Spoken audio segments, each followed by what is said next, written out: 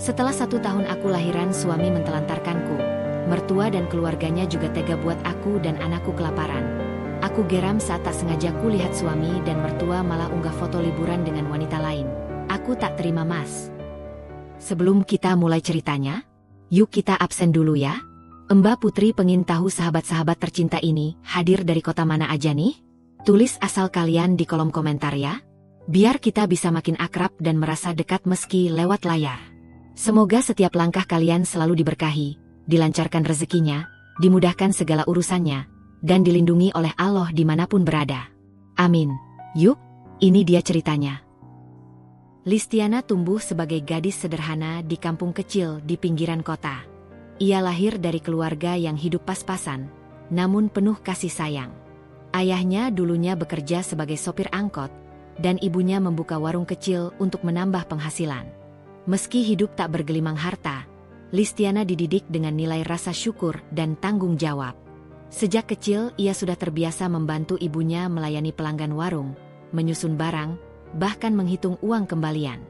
Hal itu membuatnya mandiri, tidak manja, dan terbiasa dengan kerja keras. Saat remaja, ia memiliki kepribadian lembut. Tidak suka banyak bicara, tapi sekali berbicara ia selalu jujur dan apa adanya. Kawan-kawan dekatnya berkata bahwa ia gadis jenis yang hanya ditemui sekali seumur hidup. Ia tidak suka bersolek berlebihan, tetapi tetap terlihat cantik karena kesederhanaannya. Sebagian besar waktu remajanya ia habiskan belajar dan membantu keluarga. Meski keadaan ekonomi keluarga pas-pasan, ia punya impian besar menjadi perempuan bermanfaat, tidak ingin hidup bergantung pada orang lain selamanya. Ketika lulus SMA, keterbatasan ekonomi membuatnya tidak melanjutkan kuliah. Namun itu tidak memadamkan semangatnya. Ia bekerja di toko sembako dekat rumah. Gajinya memang tidak besar, tetapi baginya cukup. Ia menabung sedikit demi sedikit karena ia punya mimpi membuka usaha kecil sendiri. Ia bayangkan suatu hari bisa membantu ayah dan ibunya agar tidak bekerja terlalu keras. Ia ingin hidup mandiri tanpa menyulitkan keluarga.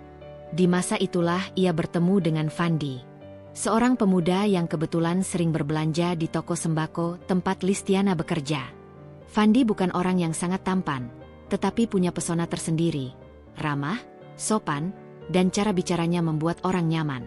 Sehari-hari Fandi bekerja sebagai seorang montir bengkel motor. Awalnya mereka hanya saling sapa singkat, tapi lama-kelamaan mulai saling bertanya kabar, menanyakan hal-hal ringan, sampai mulai merasa akrab. Fandi sering datang saat toko mulai sepi, menawarkan bantuan merapikan barang, atau sekadar menemani Listiana menutup toko saat sore menjelang malam. Mereka berbincang tentang kehidupan, masa depan, dan saling bercanda. Fandi bukan tipe lelaki yang gengsi, meski pekerjaannya hanya montir, ia bangga dengan apa yang ia lakukan. Itulah yang membuat Listiana perlahan jatuh hati. Baginya lelaki seperti Fandi jauh lebih layak dicintai karena bertanggung jawab daripada mereka yang hanya pandai berkata tetapi tak mampu bertindak. Hubungan mereka semakin dekat, namun belum adanya status tak membuat keduanya canggung. Mereka saling memahami. Hingga suatu malam, Fandi memberanikan diri berbicara lebih serius. Sore itu hujan baru saja berhenti, udara masih dingin, dan toko hampir tutup. "Aku serius sama kamu, Ti," ucap Fandi pelan.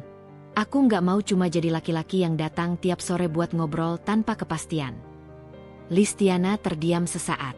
Ia sebenarnya sudah banyak menebak isi hati Fandi, tapi mendengarnya langsung membuat pipinya merona. Suara hatinya bergetar, namun ia tidak langsung memberi jawaban.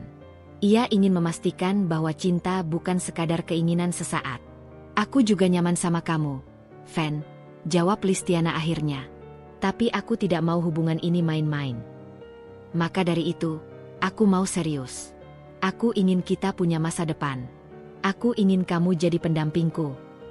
Kata-kata itu membuat Listiana akhirnya tersenyum. Semenjak itu keduanya resmi berpacaran. Hubungan mereka manis, sederhana, tidak berlebihan. Mereka tidak pacaran penuh drama, tidak mengumbar kemesraan, tapi saling mendukung dan memberi semangat. Kadang Fandi mengantar Listiana pulang. Kadang Listiana membawakan makanan bekal untuk Fandi saat jam istirahat pekerjaan. Waktu berjalan, Fandi memperkenalkan Listiana pada keluarganya. Meski tetap masih sederhana, keluarga Fandi lebih besar pengeluarannya daripada keluarga Listiana.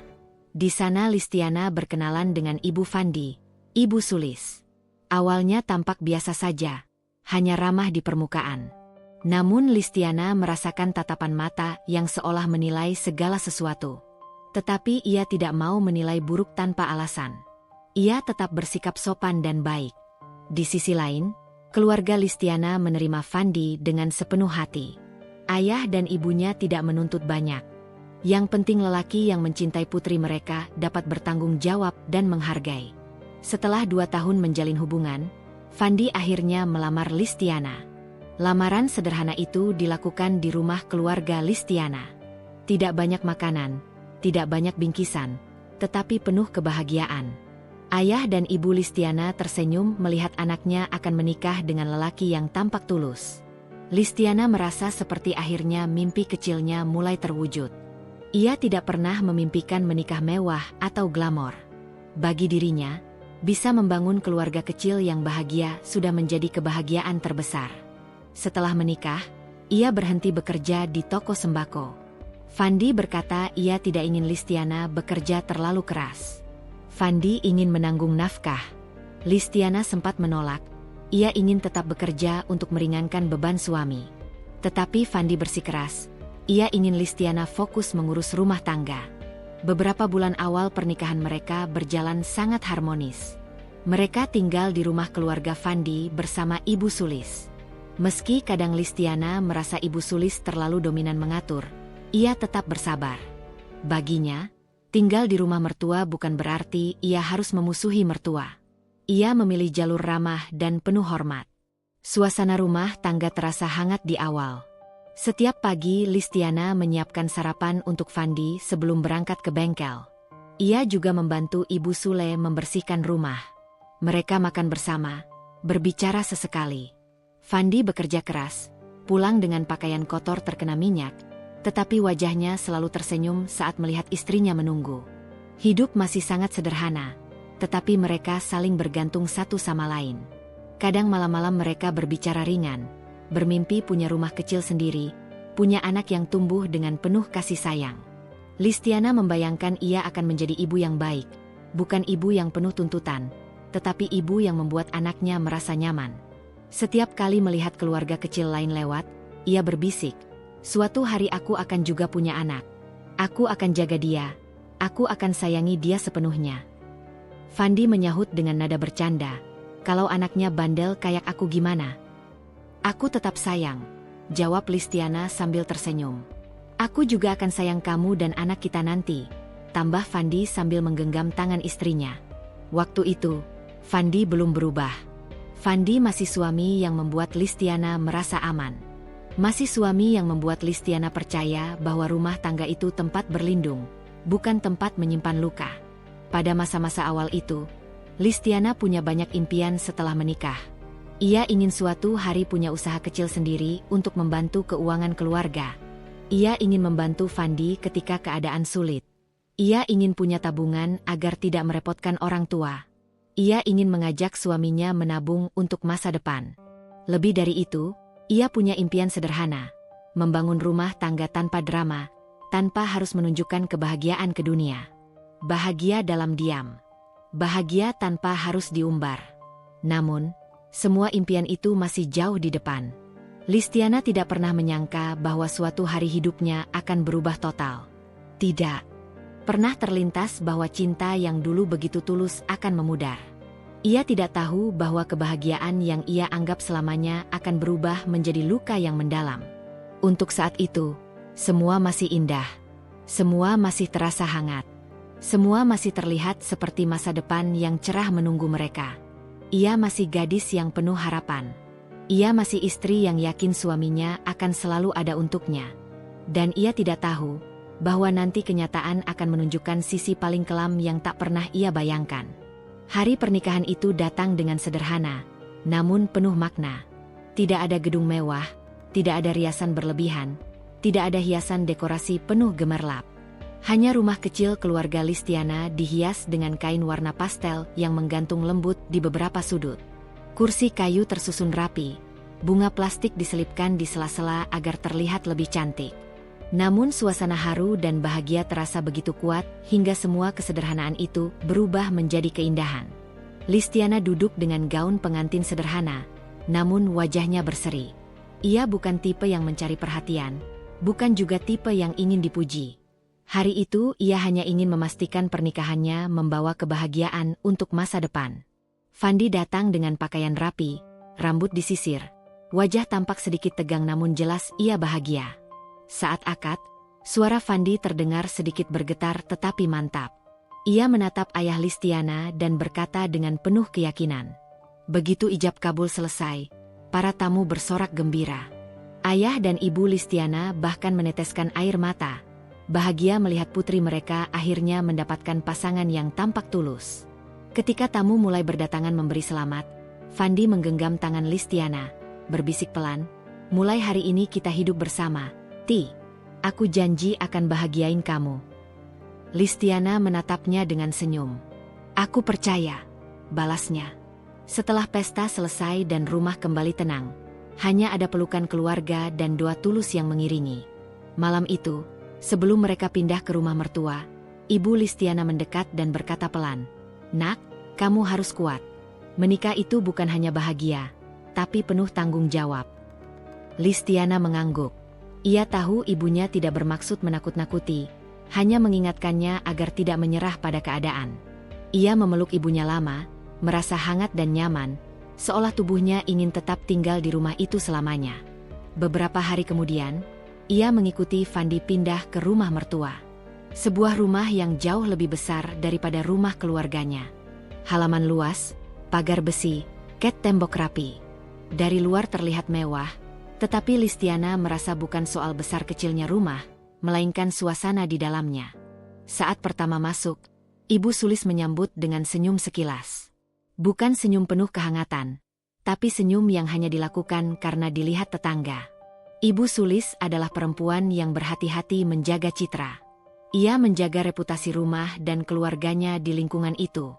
Bagi dia, penampilan luar adalah segalanya. "Ayo masuk, Ti," katanya datar. "Sekarang kamu jadi keluarga sini, ikut aturan sini." Listiana tidak langsung menilai, ia hanya menunduk sopan lalu menjawab, "Siap, Bu." Di dalam rumah, Listiana ditempatkan di kamar bersama Fandi. Kamarnya cukup besar, ada lemari, ada kasur empuk, dan jendela menghadap halaman. Fandi terlihat senang. Ia membongkar barang-barang pernikahan kecil yang dibawa Listiana tanpa beban apapun di wajah. Hari-hari pertama berjalan cukup baik. Listiana membantu Ibu Sulis di dapur, mencuci piring, menyapu halaman, bahkan membantu merapikan kamar-kamar. Ia melakukannya tanpa disuruh, karena ia sudah terbiasa bekerja di rumahnya sendiri. Fandi saat itu masih terlihat lembut, memperhatikan istrinya, bahkan membantunya ketika ia kelelahan. Namun, perlahan karakter asli Ibu Sulis mulai tampak. Ia sering memandang barang-barang bawaan Listiana seperti barang tak layak. Terkadang ia menghela napas panjang saat melihat pakaian Listiana yang tidak bermerek. Ia bahkan pernah berkata dengan nada sedikit merendahkan, "Di rumah ini, semua harus terlihat terawat. Kita punya nama baik yang harus dijaga." Listiana mengangguk sopan, meski hatinya sedikit tersayat. Ia mendengar nada meremehkan itu, namun ia memilih diam. Ia tidak ingin memulai konflik, terlebih baru beberapa hari tinggal di rumah itu. Fandi tidak menyadari perasaan istrinya. Di depan istrinya, ia masih menjadi suami yang perhatian. Ia menanyakan apakah Listiana sudah makan, apakah ia lelah, dan kadang membelikan makanan kecil yang Listiana suka. Namun tanpa disadari, sisi egoisnya mulai tampak perlahan. Sesuatu yang belum jelas dan belum sepenuhnya terlihat. Suatu sore, Listiana membantu membersihkan dapur. Ia mencuci piring sambil menata gelas. Ibu Sulis duduk di kursi dapur sambil menyeruput teh. Ia memandang Listiana dari ujung mata. "Ti," ucapnya pelan, namun tajam. "Di rumah ini, kamu harus bisa jaga ucapanmu. Jangan banyak bicara di depan tamu kalau tidak ditanya." "Mengerti?" Listiana mengangguk. "Mengerti, Bu." Ibu Sulis menambahkan, "Jangan pernah memalukan keluarga ini. Apalagi kamu kan. asalmu beda dengan kita." Kalimat itu menusuk. Bukan soal asal atau ekonomi, tetapi soal martabat. Namun Listiana hanya menunduk. "Saya hormat sama aturan rumah ini, Bu." Ibu Sulis mengangkat alis, seolah terkejut dengan jawaban sopan itu. Ia tidak menduga Listiana tidak akan melawan atau menunjukkan wajah kesal. Sejak itu, Listiana mulai belajar membaca karakter Ibu Sulis. Perempuan itu punya gengsi besar, menjaga tampilan luar dengan keras, dan selalu ingin terlihat lebih tinggi daripada orang lain. Di depan tetangga, ia menyebut menantunya cantik dan baik. Tetapi di dalam rumah, ia seolah menilai setiap gerak langkah Listiana. Fandi masih belum berubah banyak pada masa itu. Ia pulang kerja membawa wajah lelah, namun matanya tetap bersinar saat melihat Listiana menyambutnya. Dari kejauhan Listiana melihat bahwa sisi baik Fandi masih ada, namun ia mulai melihat sesuatu. Fandi terlalu mudah terpengaruh oleh cara ibunya bicara. Terkadang ketika Ibu Sulis marah, Fandi hanya diam. Tidak membela, tidak menenangkan. Seolah takut mengganggu citra ibunya. Sifat egois itu belum muncul sepenuhnya, tetapi perlahan terlihat. Kadang Fandi berbicara, "Kamu sabar ya, Ti. Namanya juga hidup bareng mertua. Jangan dianggap serius." Listiana tersenyum, meski dalam hati ia sebenarnya ingin Fandi sedikit lebih peka. Hari demi hari terus berjalan. Listiana semakin fasih menjalankan rutinitas rumah. Pagi ia bangun lebih awal, menyiapkan sarapan, menyeduh teh, menggoreng telur, kemudian merapikan meja makan. Fandi duduk di kursi, bersiap berangkat kerja. Ibu Sulis makan dengan pelan, sambil memandang sekeliling rumah memastikan semuanya sempurna. Listiana melayani tanpa mengeluh. Ia menempatkan dirinya sebagai istri yang patuh, meski kadang ada perasaan terselip di hati yang tidak terucap. Ia ingin dihargai, ingin dianggap bagian keluarga, bukan sekadar pembantu atau orang yang harus menyesuaikan diri tanpa diberi ruang. Suatu malam, saat hujan turun deras, listrik rumah padam sebentar. Di tengah kegelapan itu, Listiana menatap Fandi yang duduk di sampingnya. Ia ingin bicara tentang perasaannya, tentang bagaimana ia merasa diperlakukan seperti tamu yang harus selalu membuktikan kesetiaannya. Namun saat ia ingin bicara, lampu hidup kembali, dan momen itu hilang. Fandi berdiri, memeriksa stop kontak dan kemudian berkata, "Besok aku harus lembur. Kalau aku nggak pulang cepat, kamu jangan tunggu ya." Nada Fandi datar, tapi tidak kasar. Ia memang masih punya perhatian, namun ketidakpekaannya mulai tampak. Listiana hanya mengangguk, memahami. Harinya masih stabil, belum ada badai, belum ada gelombang besar. Namun perlahan dunia kecil di rumah itu mulai menunjukkan retakan halus. Retakan yang suatu saat bisa berubah menjadi jurang yang tak terduga. Dan di tengah suasana itu, Listiana masih memeluk banyak impian. Impian menjadi istri yang mendukung suami, impian punya keluarga harmonis, impian membangun rumah tangga tanpa luka. Ia belum tahu bahwa masa depan rumah tangganya akan berjalan jauh dari yang ia bayangkan. Namun untuk saat itu, ia tetap berusaha, tetap mencintai, tetap percaya. Ia memilih menanam benih harapan, tanpa menyadari bahwa suatu hari benih itu harus bertahan di tanah yang gersang. Kehamilan itu datang tepat 3 bulan setelah pernikahan. Listiana sebenarnya belum sepenuhnya siap, tetapi ketika dokter menegaskan bahwa ia tengah mengandung, ada bahagia yang tumbuh dalam dirinya. Ia pulang dengan penuh haru, memeluk hasil USG pertama, memandangi titik kecil yang kelak menjadi anaknya. Saat itu Fandi masih memperlihatkan sikap manis. Ia tersenyum lebar ketika Listiana memberikan kabar. "Aku bakal jadi ayah?" tanyanya dengan suara terkejut namun bahagia. Tangan Fandi bahkan sempat memegangi pipi Listiana dengan lembut, lalu menunduk untuk mencium perutnya. Memang, beberapa hari awal setelah mengetahui kabar itu terasa indah. Listiana merasakan perhatian kecil dari Fandi. Ia membelikan buah, menanyakan apakah Listiana mual atau tidak, dan mencoba mengurangi kegiatan berat istrinya. Namun semua itu tidak berlangsung lama. Memasuki bulan ketiga kehamilan, tubuh Listiana mulai mudah lelah, mual hampir setiap pagi, bahkan terkadang tidak sanggup berdiri lama. Meskipun begitu, ia tetap membantu Ibu Sulis di rumah. Ia membersihkan dapur, menyiapkan sarapan, menyapu halaman, dan mencuci pakaian, bahkan ketika kepalanya berputar. Suatu pagi ketika ia sedang mencuci piring, tiba-tiba tubuhnya agak goyah. Ibu Sulis yang duduk di kursi dapur menyaksikan itu, tetapi bukannya membantu, yang keluar hanyalah sindiran kering. "Jangan manja, Ti. Kamu cuma hamil, bukan sakit parah," katanya sambil menyeruput kopi. Listiana menatapnya sebentar, lalu kembali bekerja. Ia memilih diam. Bukan karena tidak mampu menjawab, tetapi karena ia tidak tahu harus menjelaskan bagaimana kondisi itu sebenarnya melelahkan. "Kalau kamu nanti punya anak, jangan berharap orang bantu. Belajar mandiri dari sekarang," lanjut Ibu Sulis tanpa diminta. Listiana menunduk. Dalam hatinya ingin mengatakan, "Bu, saya sudah mandiri sejak kecil. Saya terbiasa bekerja, terbiasa membantu keluarga saya. Saya tidak manja. Saya hanya lelah dan hamil." Namun kata-kata itu tidak keluar. Ia hanya menjawab pelan, "Baik, Bu. Saya usahakan." Hari berganti hari. Rasa mual semakin sering datang. Ada kalanya ia ingin sekadar istirahat siang, tetapi Ibu Sulis justru memanggilnya untuk menyetrika pakaian. Kadang ia tertegun, menahan perutnya yang terasa kram, tetapi tetap berdiri karena tidak ingin menimbulkan masalah. Sementara itu Fandi mulai sibuk. Ia sering pulang terlambat, alasannya banyak, lembur, kerjaan tambahan, urusan kantor. Pada awalnya Listiana percaya sepenuhnya.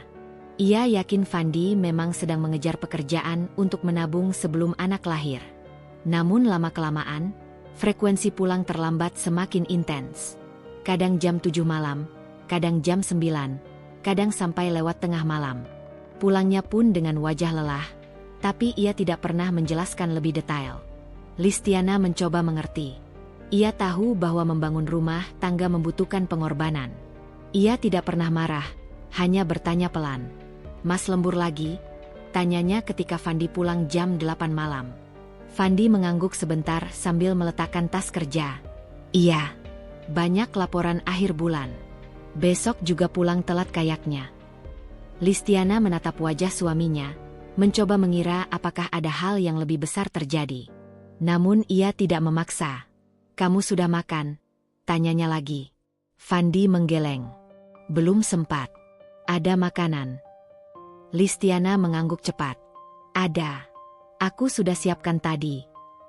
Ia berdiri, sedikit goyah karena perutnya kram, tetapi tetap berjalan ke dapur. Dan seperti biasa, tidak ada satupun ucapan dari Fandi mengenai kondisi tubuhnya. Ia tidak bertanya apakah Listiana kelelahan, tidak bertanya apakah bayi dalam kandungannya baik-baik saja. Sisi egois Fandi masih samar, tetapi mulai terasa. Malam-malam berikutnya, ketika mual menyerang, Listiana sering terjaga sampai pagi. Ia memegangi perutnya, menahan sakit yang menusuk. Kadang ia menangis pelan di kamar mandi, agar tidak terdengar oleh siapapun. Ia bukan menangis karena menyesal hamil, tetapi karena mengharapkan sedikit saja perhatian yang bisa membuatnya merasa tidak sendirian. Tapi ia tetap bangkit, tetap berjalan, tetap menyiapkan diri menghadapi hari. Ibu Sulis tidak pernah terlihat peduli dengan kondisi hamilnya. Bahkan ketika Listiana telat membersihkan meja makan karena kepalanya pusing, Ibu Sulis berkata, "Kalau semuanya diserahkan sama hamil, kamu nanti jadi ibu jenis apa? Anakmu juga bakal repot." Listiana hanya tersenyum hambar. Ia tidak menjawab, karena ia tahu percuma mengadu kepada suaminya. Fandi sering pulang terlalu larut untuk sempat mendengarkan cerita panjang. Ada beberapa malam ketika Listiana duduk sendirian di ruang tengah, memandangi foto USG yang terpasang rapi di dinding. Ia tersenyum sambil membelai perutnya. "Maaf ya, Nak, Mama kuat kok. Kamu jangan khawatir." Dalam hatinya, ia berjanji bahwa anak itu tidak akan pernah merasa tidak diinginkan. Ia berjanji akan menjadi ibu terbaik meskipun jalannya penuh perjuangan. Namun ada bagian dalam dirinya yang mulai retak, meski tidak terlihat dari luar. Semakin besar kandungannya, semakin berat pekerjaannya.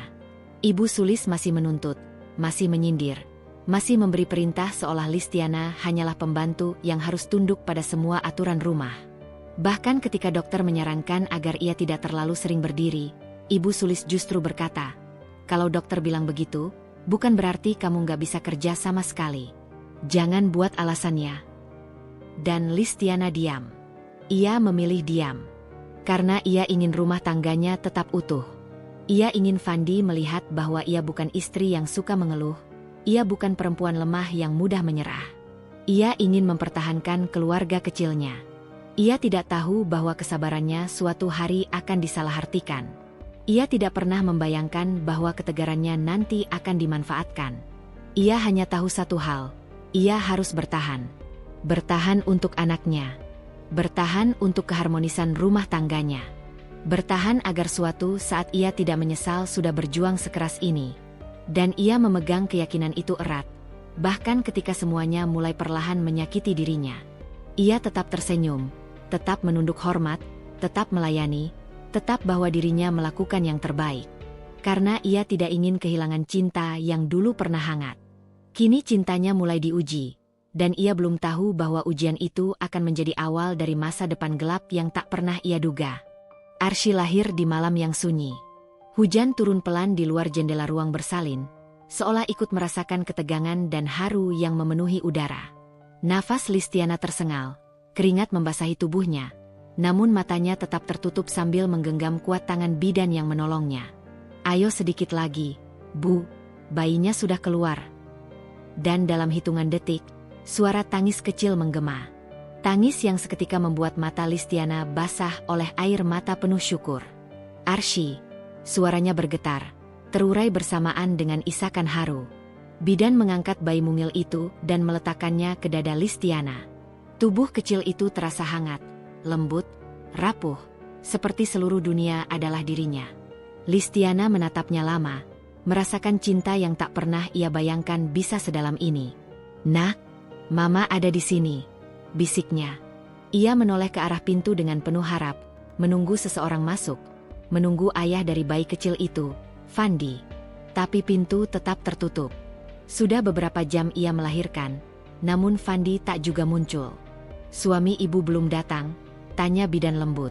Listiana menggeleng, mencoba tersenyum meski ada luka yang menggores hatinya. "Bilang saja dia sibuk kerja," jawabnya pelan. Dia tahu Fandi tadinya berjanji akan ada di sini, menemani, memegang tangannya hingga proses persalinan selesai. Tapi janji itu pupus begitu saja. Telepon tak diangkat, pesan tak dibalas. Dan alasan yang selalu sama, sibuk. Beberapa jam kemudian, barulah Fandi datang. Dia berdiri di depan pintu tanpa raut merasa bersalah atau panik, justru lebih sibuk memandang ponsel di tangannya. "Sudah lahir," suaranya datar. Listiana terdiam sejenak. Ada rasa kecewa yang memenuhi dadanya, tapi ia tak ingin memulai pertengkaran di saat kehidupannya baru saja bertambah. "Sudah, ini Arsy," ucapnya. Fandi hanya melihat sekilas, dan ekspresinya datar.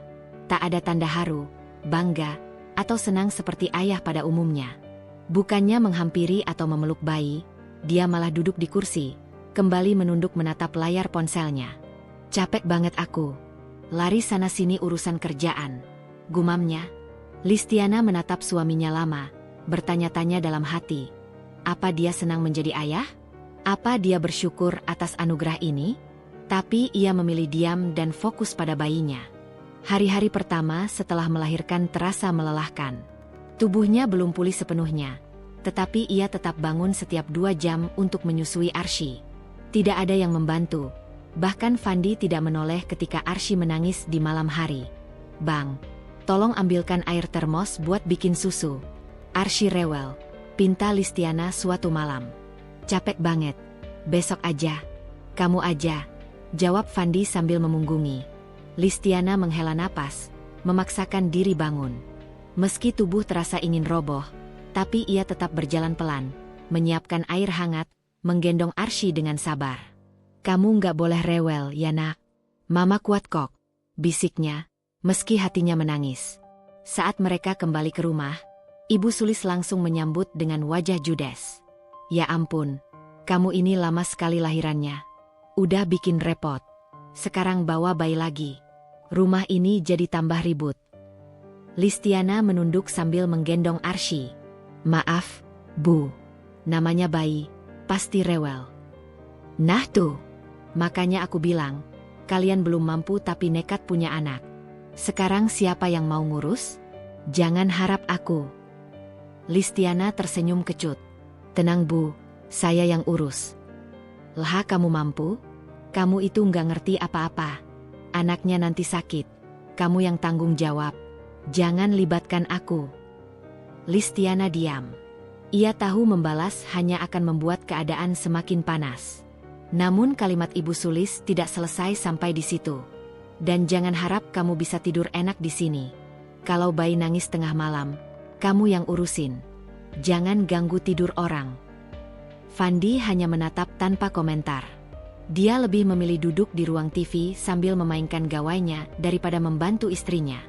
Listiana menelan pahit, tapi tekadnya tetap sama. Aku mau rumah tangga ini utuh. Aku harus kuat. Hari berganti hari, bulan berganti bulan. Arsy tumbuh sehat dan ceria berkat perjuangan ibunya. Ia bangun pagi, memandikan Arsy, mencuci pakaian, memasak, menyusui, dan membersihkan rumah. Tubuhnya letih, tapi ia tetap tersenyum melihat Arsy tersenyum kecil kepadanya. Namun sikap Fandi semakin dingin. Kalau pulang kerja, ia tak pernah langsung menemui anaknya. Sebaliknya, ia masuk kamar lalu sibuk di ponsel. Bayi kamu gendong aja sendiri. Aku capek, katanya selalu. Dan jika Arsy menangis saat malam, Fandi memarahi Listiana. Sumpah ya, aku itu kerja buat kita. Tapi pulang kamu malah bikin rumah bising. Suruh bayi itu diam. Ini bayi Bang, nggak mungkin diam terus. Kalau nggak bisa urus, kasih saja ke ibumu atau siapa kek. Aku mau tidur. Listiana menutup mulutnya, menahan air mata agar tidak jatuh. Ia tak ingin Arsy melihat ibunya menangis. Ia hanya menatap bayi kecilnya dan berbisik. Kamu berharga, nak. Mama akan jaga kamu. Suatu sore, Listiana membawa Arsy ke dokter untuk imunisasi. Tubuhnya masih lemas, tapi dia tetap berjalan. Saat tiba di rumah, Ibu Sulis langsung menegur. Kok pulang lama? Kamu itu dari sini ke rumah sakit nggak jauh. Jangan cari alasan buat keluyuran. Arsy tadi harus antre Bu. Alasan aja kamu. Dasar perempuan nggak becus. Fandi datang dari belakang. Sudahlah Bu, memang begitulah. Saya juga keep dengarnya. Listiana memandang Fandi. Bukan belaannya yang ia harapkan, tetapi sekedar empati. Namun Fandi tidak pernah punya itu.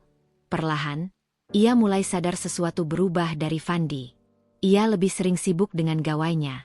Senyumnya asing, tatapannya jauh, dan ia sering pulang larut malam. Aku lembur, katanya. Tapi insting wanita tahu, sesuatu tidak beres. Meski begitu, Listiana tetap memegang satu keyakinan. Aku harus kuat demi Arsy. Anak ini butuh aku, dan aku akan bertahan. Namun ia tidak tahu bahwa ketenangan yang ia pertahankan akan segera runtuh. Bahwa diamnya akan segera diganti dengan badai. Dan bahwa kasih sayangnya akan diuji hingga ke titik paling dalam. Karena mulai dari hari itu, Fandi berubah menjadi seseorang yang bahkan Listiana tak kenal. Dan Ibu Sulis semakin memperlihatkan sisi gelapnya. Namun Listiana bertahan. Untuk Arsy. Untuk janji rumah tangga yang pernah ia genggam. Dan untuk harga diri yang suatu hari nanti akan ia perlihatkan pada mereka semua. Bukan dengan tangis, tapi dengan bukti. Arsy kini genap 1 tahun. Tubuhnya mulai kuat, giginya mulai tumbuh, dan langkah pertamanya sudah mulai terlihat, meski masih goyah. Setiap pagi Listiana akan mengajaknya bermain di halaman kecil samping rumah mertua. Saat Arsy tertawa, Listiana merasa dunia terasa lebih ringan, seolah semua masalah dan beban hilang begitu saja. Senyuman anak itu adalah satu-satunya alasan ia masih berdiri tegak. Namun semakin hari, ia bisa merasakan sesuatu yang berubah, bukan dari dirinya, tetapi dari suaminya. Fandi semakin jarang tersenyum, pulang makin larut, dan uang yang ia bawa pulang semakin sedikit. Jika dulu Fandi selalu memberikan uang belanja tiap minggu, sekarang malah bisa sebulan tanpa memberi sepeser pun.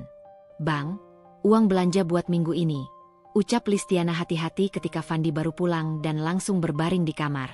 Belanja apa lagi sih? Kemarin kan masih ada lauk. Jawabnya ketus. Sudah habis, Bang. Apalagi Arsy butuh susu juga. Susu mahal. Kamu kalau nggak bisa atur uang, jangan minta terus sama aku. Bang, bukannya aku berfoya-foya. Semua buat kebutuhan. Udah, jangan bawel. Aku pusing. Listiana memandangnya lama. Ingin marah, ingin protes, ingin meluapkan semua rasa kecewa. Tapi ia tahu itu hanya akan memicu pertengkaran besar di rumah mertua. Ia tak ingin memperkeruh suasana. Malam itu, ia duduk di ruang tamu sambil memandangi Arsy yang sudah terlelap di gendongannya. Air mata mengalir perlahan. Dia tak menangis karena kasihan terhadap dirinya, tapi karena khawatir bagaimana kehidupan anaknya nanti. Ia tak bisa membiarkan Arsy lapar. Tetapi apa daya? Fandi makin jarang memberi uang. Keesokan harinya, ketika Listiana memberanikan diri duduk bersama Ibu Sulis sambil menyiapkan sarapan, tiba-tiba muncul komentar sinis. Lah kamu itu istri kok nggak bisa bantu suami? Suami kerja banting tulang. Kamu cuma ngabisin uang. Listiana menunduk. Saya cuma mengurus Arsy, Bu. Alasan. Dulu kamu janjinya bisa jadi istri baik. Sekarang suami kamu makin tekor. Makanya jangan bikin hidup orang susah. Listiana menggenggam tangan erat. Ia tak mau menjawab, karena setiap jawaban justru akan menjadi fitnah baru bagi Ibu Sulis. Fandi datang ke dapur, memakai parfum, merapikan rambut, lalu mengambil tas. Listiana mengira dia akan pamit baik-baik, tapi ternyata, Bu, saya pamit kerja. Kalau ada apa-apa jangan suruh Listiana. Dia cuma bikin ribet. Hatinya terasa teriris. Terlebih ketika Fandi lewat tanpa memandang Arsy sama sekali. Bahkan memberi ciuman sekecil pun, ia tak peduli. Seolah anak itu bukan darah dagingnya. Kondisi ekonomi Fandi mulai memburuk. Dia sering mengeluh tentang pekerjaan. Kadang tidak dapat komisi, kadang gajinya terlambat. Namun semua keluhan itu justru ia lampiaskan pada Listiana. Gara-gara kamu saya makin susah. Kamu nggak bantu apa-apa. Apa yang bisa saya bantu, Bang? Saya nggak boleh kerja. Ibu juga nggak mau saya keluar rumah. Udah, jangan cari alasan. Kamu tahu sendiri saya sibuk. Padahal sebelum menikah, Fandi mengatakan ia ingin Listiana fokus di rumah, merawat anak dan keluarga. Sekarang justru ia memutar ucapan seolah semua kesalahan berasal dari Listiana. Arsy menangis malam itu karena susu habis. Ia menangis keras dan Listiana mencoba menenangkannya sambil menggendong. Iya, nak, sabar ya. Nanti mama usahakan susu, bisiknya pelan. Ibu Sulis keluar dari kamar dan berteriak. Ini rumah apa panti asuhan? Anak nangis terus. Kalau nggak bisa urus, tinggalkan saja rumah ini. Listiana menggigit bibir. Dadanya sesak. Ia merasa terpojok, tanpa pembelaan, tanpa bantuan, dan tanpa pengertian. Beberapa hari kemudian, ketika belanja ke warung, ia hanya membawa uang receh hasil menabung sedikit demi sedikit dari kembalian belanja sebelumnya. Ia harus memilih antara membeli beras atau susu. Dengan berat hati, ia hanya membeli sedikit susu dan terpaksa menunda membeli beras. Kenapa cuma segini? Tanya pedagang warung. Habis uangnya hanya cukup buat ini, Bu. Aih, suami kamu kemana? Kok pelit banget? Kasihan anakmu. Listiana hanya tersenyum kecil. Ia tidak ingin membuka aib rumah tangga. Saat malam tiba, Fandi pulang tanpa membawa belanja apapun. Bahkan tidak membawa uang seperti biasa. Bang, susu Arsy sudah mau habis lagi. Aku nggak punya duit. Udah diam. Bang, ini buat Arsy. Dia butuh susu. Kamu tuh kalau minta uang terus bikin aku muak. Fandi melempar tasnya ke sofa dan keluar rumah tanpa menjelaskan pergi kemana. Listiana menatap pintu yang tertutup.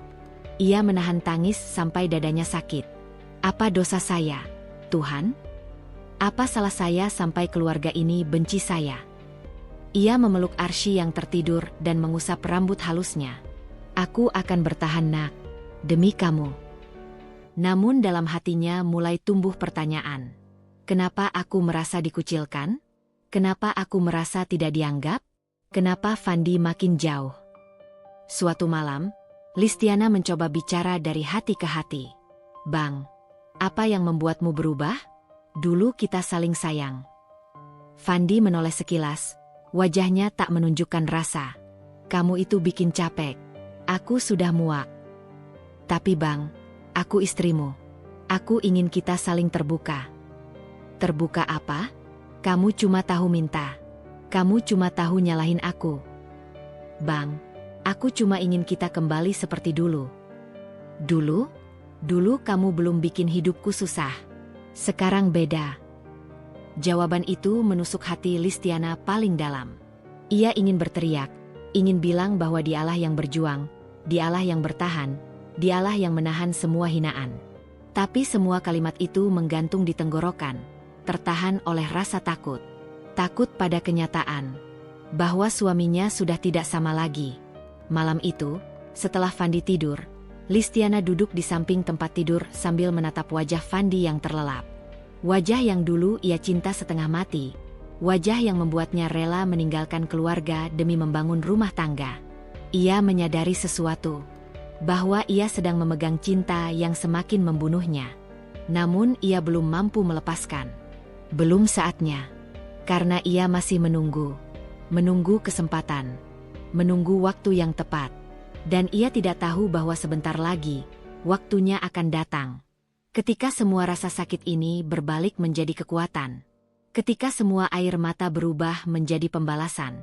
Dan ketika semua penyesalan yang mereka buat, akan membuat mereka berlutut. Semua itu hanya menunggu waktu. Dan Listiana mulai siap untuk menghadapi badai yang lebih besar. Listiana bangun pagi dengan rasa yang semakin berat. Perutnya terasa kosong sejak semalam. Tetapi ia tak memikirkan dirinya. Ia hanya memikirkan Arsy. Setiap detik yang berlalu, doa terus terucap dalam hati untuk anaknya agar tidak kekurangan makan. Hari itu, Fandi pulang tanpa membawa apapun lagi. Sudah 1 minggu ini ia benar-benar tidak memberi uang. Ia hanya pulang untuk tidur, mandi, lalu pergi lagi tanpa berbicara apapun. Seolah Listiana dan Arsy hanyalah angin yang lewat. Ketika Arsy mulai menangis karena lapar, Listiana hanya mampu menggendong dan mencoba menenangkannya. Sebentar ya nak, mama cari cara, mama nggak mau kamu kelaparan. Tekad itu ia simpan dalam-dalam. Hari itu, Listiana memberanikan diri ke rumah tetangga sambil membawa beberapa baju bayi yang sudah tidak muat. Bu, kira-kira baju ini bisa ditukar beras sedikit. Tetangga itu terkejut, tetapi tidak bertanya terlalu banyak.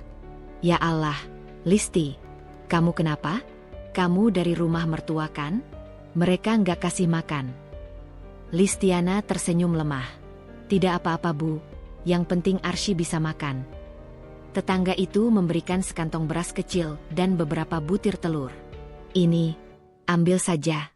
Jangan segan, ya. Terima kasih bu, saya akan ingat kebaikan ini.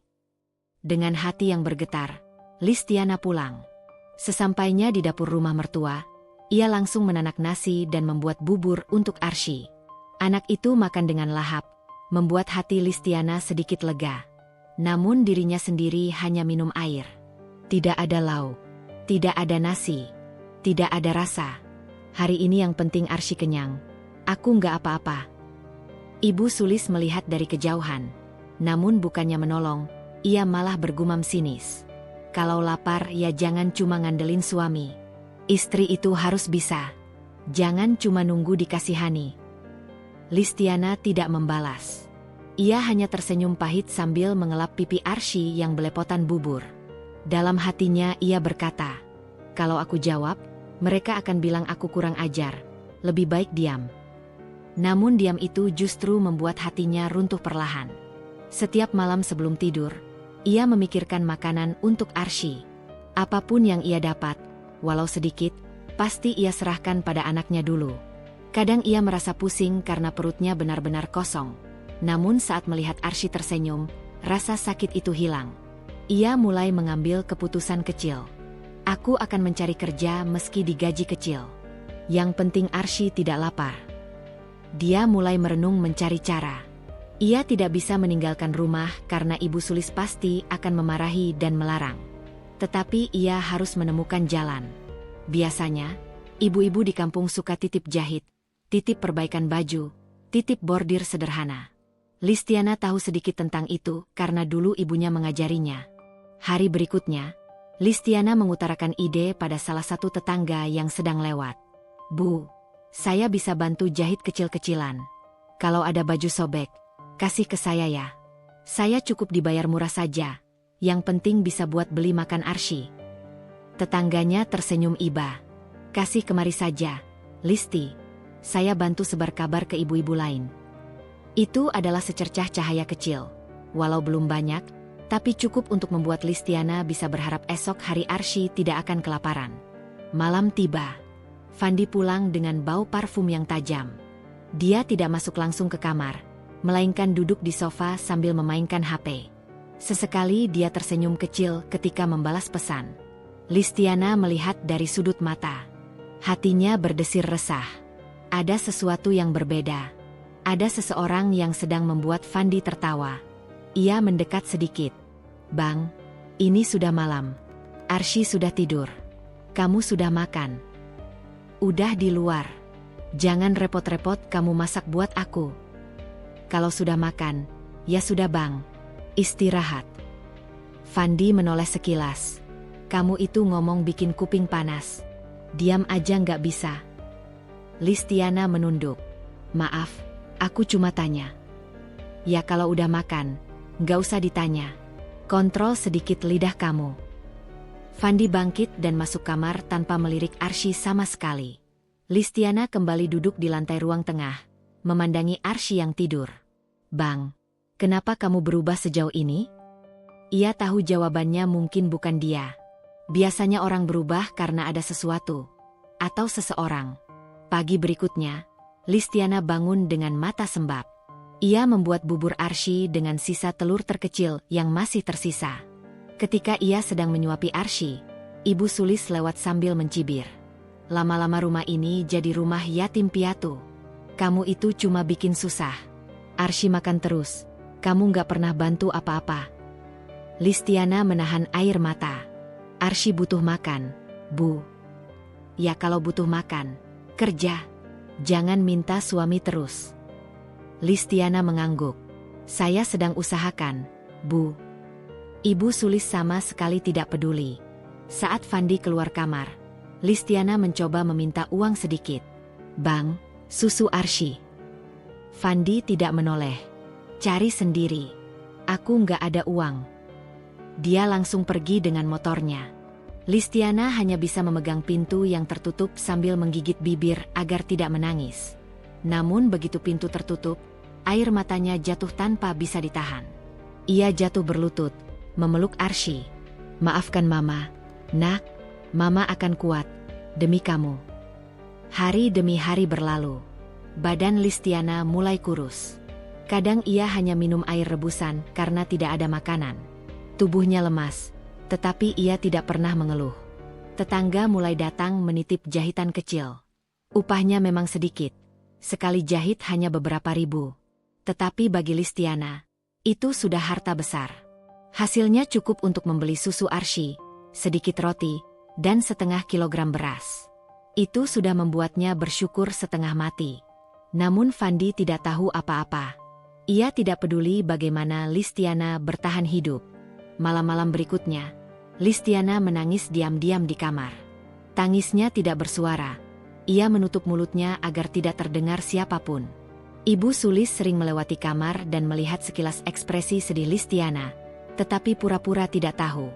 Bahkan semakin lama, Ibu Sulis makin lembut kepada Fandi, sementara kepadanya semakin kejam. Ada momen di mana secara sengaja Ibu Sulis memasak banyak makanan dan menyimpan di kulkas agar siapapun tidak memakannya kecuali dirinya dan Fandi. Bahkan ketika Listiana hanya makan nasi sisa, tidak ada yang merasa kasihan. Tetapi dalam diam dan kesakitan itu, Listiana tidak menyerah. Ia merajut kekuatan pelan-pelan. Air mata yang jatuh itu tidak mematahkan dirinya. Justru membuat tekadnya tumbuh. Ia tahu suatu hari nanti, Mereka akan menyesal. Ia tahu suatu hari nanti, mereka akan berlutut memohon ampun. Dan ia tahu bahwa hari itu semakin dekat. Langkahnya masih kecil, namun pasti. Hatinya masih hancur, namun terus diperbaiki. Dan meski ia belum menyadari, kini ia sedang menuju pada kebangkitan yang akan mengubah segalanya. Pagi itu udara terasa begitu panas, meski matahari baru saja naik. Listiana mondar-mandir di dapur, mencoba menetralkan pikirannya, sembari menyiapkan bubur tipis untuk Arsy dengan sisa beras yang ia miliki. Saat itu Ibu Sulis muncul dengan wajah sinis. "Listi, sini kamu," panggilnya lantang dari ruang tamu. Listiana menggendong Arsy dan berjalan perlahan menuju ruang tamu. Ia tahu nada itu tidak akan membawa kabar baik. "Ya, Bu." Ibu Sulis duduk sambil bersedekap, matanya menatap dari atas ke bawah, memeriksa tubuh Listiana yang semakin kurus. "Kamu lihat diri kamu sekarang? Penampilan kamu sudah kayak gelandangan. Rumah ini jadi kotor dan memalukan karena kamu." Listiana menunduk, menahan hati. Ia sudah terlalu sering mendengar hinaan itu, tetapi kali ini nada Ibu Sulis lebih tajam dari biasanya. Fandi duduk di samping ibunya, memainkan ponsel, seolah tidak peduli. "Maaf, Bu, saya..." "Diam. Aku belum selesai," bentak Ibu Sulis. Fandi tetap diam, tidak menengahi, tidak memberi pembelaan. "Kamu sudah cukup lama di sini. Dan semakin lama kamu tinggal, makin banyak masalah. Kamu miskin, tidak membawa untung apapun ke keluarga ini. Kamu cuma nyusahin." Listiana menghela napas pelan, memeluk Arsy lebih erat. "Aku pikir kamu bisa bantu usaha keluarga. Ternyata kamu cuma jadi beban. Suamimu saja sudah muak sama kamu." Ibu Sulis menoleh ke Fandi. "Fandi, bilang sama dia. Kamu juga nggak senang, kan?" Fandi berhenti mengetik dan menatap Ibu Sulis, lalu menatap Listiana dengan ekspresi dingin. "Ya, Bu," kata Fandi pelan. Listiana hampir roboh mendengarnya. Seketika dada terasa sesak, matanya panas, tapi ia menggigit bibir, menahan semuanya. "Jadi," lanjut Ibu Sulis, "hari ini kamu saya usir. Kamu dan anak kamu keluar dari rumah ini. Jangan kembali lagi." Ruang tamu langsung sunyi. Saat itu saudara Fandi, adik dan kakaknya, berdiri di pinggir ruangan, menonton seperti melihat drama, tanpa ada wajah menolong. Kakak Fandi berbisik ke adiknya, "Udahlah, memang Listiana pantas keluar. Lihat penampilannya, nggak pantas jadi istri Fandi." Bisikan itu sengaja dikeraskan, agar Listiana mendengarnya. Dan ia mendengarnya. Hatinya pecah. Ia menggigit bibir lebih keras, memeluk Arsy untuk tetap berdiri. Ibu Sulis kembali bicara. "Kalau kamu mau lihat siapa yang benar-benar pantas untuk Fandi, lihat saja Nadila. Dia cantik, terhormat, punya pekerjaan, dan tidak memalukan seperti kamu." Nama itu, Nadila, muncul pertama kalinya terucap di depan Listiana. Seketika jantungnya berdetak lebih cepat. Siapa Nadila? Kenapa Fandi tidak menyangkal? Kenapa Fandi diam? Ibu Sulis semakin mencaci. "Sekarang kamu keluar. Jangan buang-buang waktu. Kamu mengotori rumah ini." Fandi masih menunduk, tidak sekalipun menatap istrinya. Tak ada kalimat pembelaan. Tak ada keberanian. Tak ada empati. Listiana menarik napas panjang dan memantapkan langkah. "Baik, Bu. Kalau memang saya harus keluar, saya pergi. Tapi saya minta sedikit waktu untuk membereskan barang Arsy." "Kamu nggak punya barang. Semua yang kamu pakai di sini dari keluarga kami. Jadi jangan bawa apapun." Listiana menatap Arsy, mengusap rambut kecilnya. "Baju anak saya ini, Bu, boleh kan?" "Yang itu boleh. Tapi jangan bawa barang lain. Dan jangan bawa selimut juga. Selimut itu punya keluarga sini." Hati Listiana mencatat semua perlakuan itu. Semua hinaan. Semua penolakan. Semua ketidakadilan. Dan ia tahu, suatu saat, semuanya akan ia bayar lunas. Listiana menyiapkan 2 setel pakaian kecil untuk Arsy. Itu saja. Tak ada barang lain. Dirinya bahkan hanya membawa baju yang melekat di tubuh. Ia menatap kamar kecil tempat ia pernah berjuang melawan sakit saat melahirkan Arsy, tempat ia menangis diam-diam, tempat ia berharap suaminya kembali menjadi pria yang dulu ia kenal. Namun semua harapan itu telah mati. Ketika ia keluar dari kamar, Ibu Sulis berdiri sambil melipat tangan, wajah penuh penghinaan. "Kamu lihat diri kamu, baju kusut, rambut acak-acakan, gak heran Fandi muak sama kamu." "Tolong Bu, jangan hina istri saya seperti itu," gumam Fandi, tetapi hanya dalam hati. Tidak terucap, tidak terdengar. Dan semuanya terus terjadi. "Pergi," bentak Ibu Sulis lagi. Listiana menunduk, keluar dari rumah itu sambil menggendong Arsy yang tertidur. Tak ada yang menahan. Tak ada yang bertanya apakah ia punya tempat tinggal. Tak ada yang memikirkan makanan Arsy. Tidak ada sedikit pun belas kasih. Semuanya hanya menonton. Satu persatu wajah saudara Fandi mengikuti langkahnya dengan pandangan jijik, seperti mengusir sampah.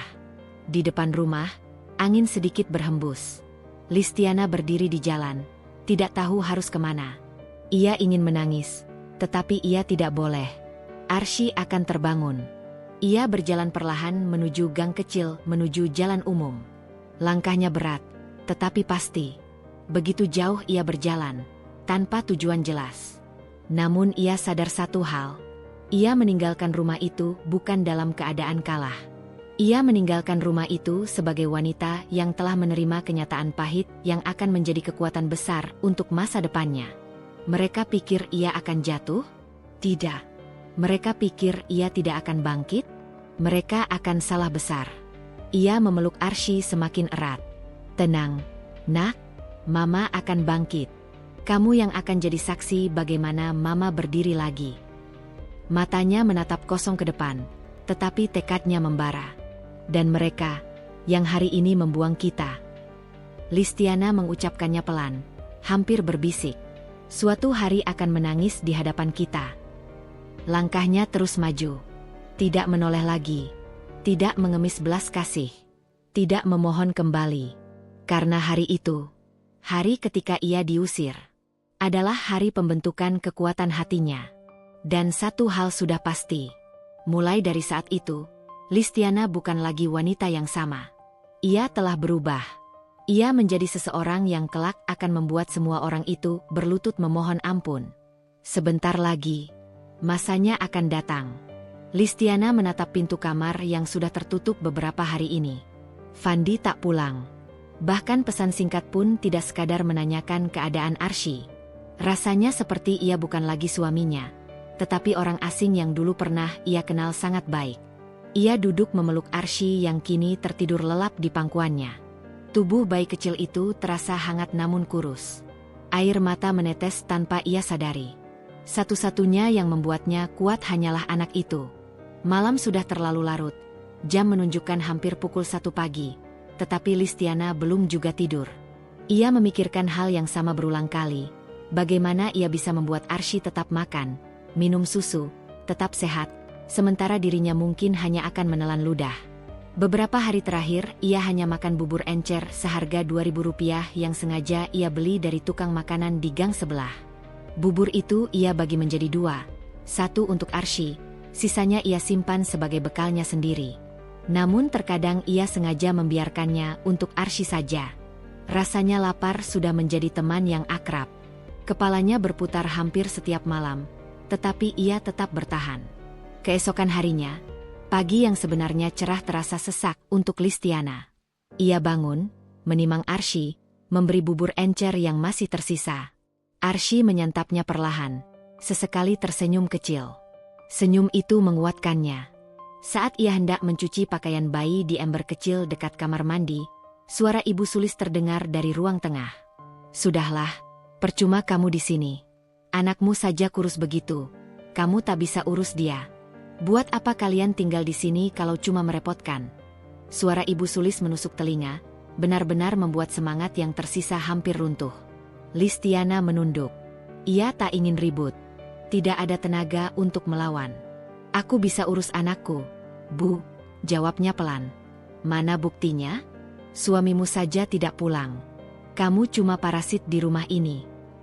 Ucapan itu terasa seperti pisau yang disayatkan tepat di dadanya. Di sisi sofa, kakak iparnya, yang hanya menatap tanpa peduli, bergumam pelan, "Kasihan banget." Namun, bukan kasihan yang menunjukkan simpati. Itu lebih seperti ejekan halus. Listiana tidak membalas. Ia lebih memilih memeluk Arsy dan kembali masuk ke kamar. Hari demi hari lewat, Fandi tidak muncul. Bahkan Ibu Sulis pun tampak tidak peduli. Ia tidak menanyakan menantunya, tidak mencari, dan tidak mengkhawatirkan hal apapun. Yang ia lakukan hanyalah mengeluh dan menghinanya. "Kalau kamu tak pulang kampung, pulang saja ke orang tuamu. Jangan di sini. Jangan buat rumah ini terlihat seperti tempat pembuangan," katanya suatu siang. Arsy yang sedang tidur di pangkuan Listiana tiba-tiba menangis. Bayi itu terbangun karena suara keras. Listiana berusaha menenangkan, membuai pelan, mengusap punggungnya dan mengeluarkan susu formula yang tinggal beberapa sendok. Ia mencampurkan susu dengan lebih banyak air agar cukup untuk membuat Arsy kenyang. Arsy meneguknya. Setiap tegukan terasa seperti pukulan bagi Listiana, bukan karena sakit, tapi karena ia sadar betapa sulit hidupnya kini. 2 hari kemudian, Listiana memutuskan untuk keluar rumah sebentar sambil menggendong Arsy. Ia berjalan melewati gang sempit hingga ke pasar kecil. Ia tidak membeli apa-apa, hanya berjalan, mencari udara segar, mencari ketenangan. Di sana ada seorang ibu penjual sayur. Wajahnya ramah. Ia memandangi Listiana yang sedang menggoyang pelan Arsy. "Ibu, anaknya kok kurus? Kamu makan cukup?" tanya ibu itu. Listiana tersenyum paksa. "Cukup, Bu." Kata "cukup" terasa sangat menarik. Padahal ia sama sekali tidak cukup. Namun, ia terlalu malu untuk mengaku. "Hei, kalau kamu butuh sedikit sayur, bilang saja. Jangan sungkan. Saya sering buang sisa sayur yang tidak terjual. Masih bagus kok." Listiana terdiam. Serba salah. Ia tidak ingin dikasihani, tetapi ia tahu Arsy butuh sesuatu. Akhirnya ia mengangguk kecil. "Nanti, Bu. Insya Allah." Ia pulang dengan hati sedikit lebih ringan. Ada seseorang yang tidak menghina, tidak menertawakan, tidak merendahkan. Orang asing, tapi lebih manusiawi dibanding keluarga suaminya. Sesampainya di rumah, ia terkejut. Fandi pulang. Bukan karena rindu, bukan karena peduli, tapi untuk mengambil beberapa baju dan langsung pergi lagi. "Aku mau pergi beberapa hari. Jangan ribut. Aku cuma ambil pakaian." Listiana menatapnya, mencoba menahan gemetar. "Fandi, kamu kemana saja?" Arsy mencari ayahnya. "Sudah 1 minggu kamu." "Sudahlah, jangan drama. Aku sibuk. Jangan bikin aku tambah stres." "Sibuk apa? Kamu tidak pernah bilang. Pekerjaanmu pun begitu. Kamu." "Diam, Lis. Aku tidak mau mendengar omonganmu." Suara Fandi keras, nyaris seperti bentakan. Ibu Sulis berdiri di belakangnya, menatap dingin, bahkan tampak puas melihat Listiana diperlakukan seperti itu. "Sudah ku bilang dari dulu, Fandi, kamu tidak cocok menikahi dia. Lihat saja hidup kalian sekarang. Memalukan." Fandi menatap ibunya tanpa membantah. Bahkan ia mengiyakan dengan anggukan kecil. Rasanya seperti dunia runtuh tepat di hadapan Listiana. Setelah mengambil 2 tas besar, Fandi pergi lagi. Tanpa mencium Arsy, tanpa menoleh pada istrinya. Pintu tertutup. Listiana duduk di lantai, menggendong Arsy dan menangis diam-diam. Air mata jatuh satu persatu, tapi ia menahan suara agar tidak terdengar. Ia tidak ingin Arsy bangun. Dalam tangisnya ia berbisik pelan, "Maafkan ibu ya, Nak.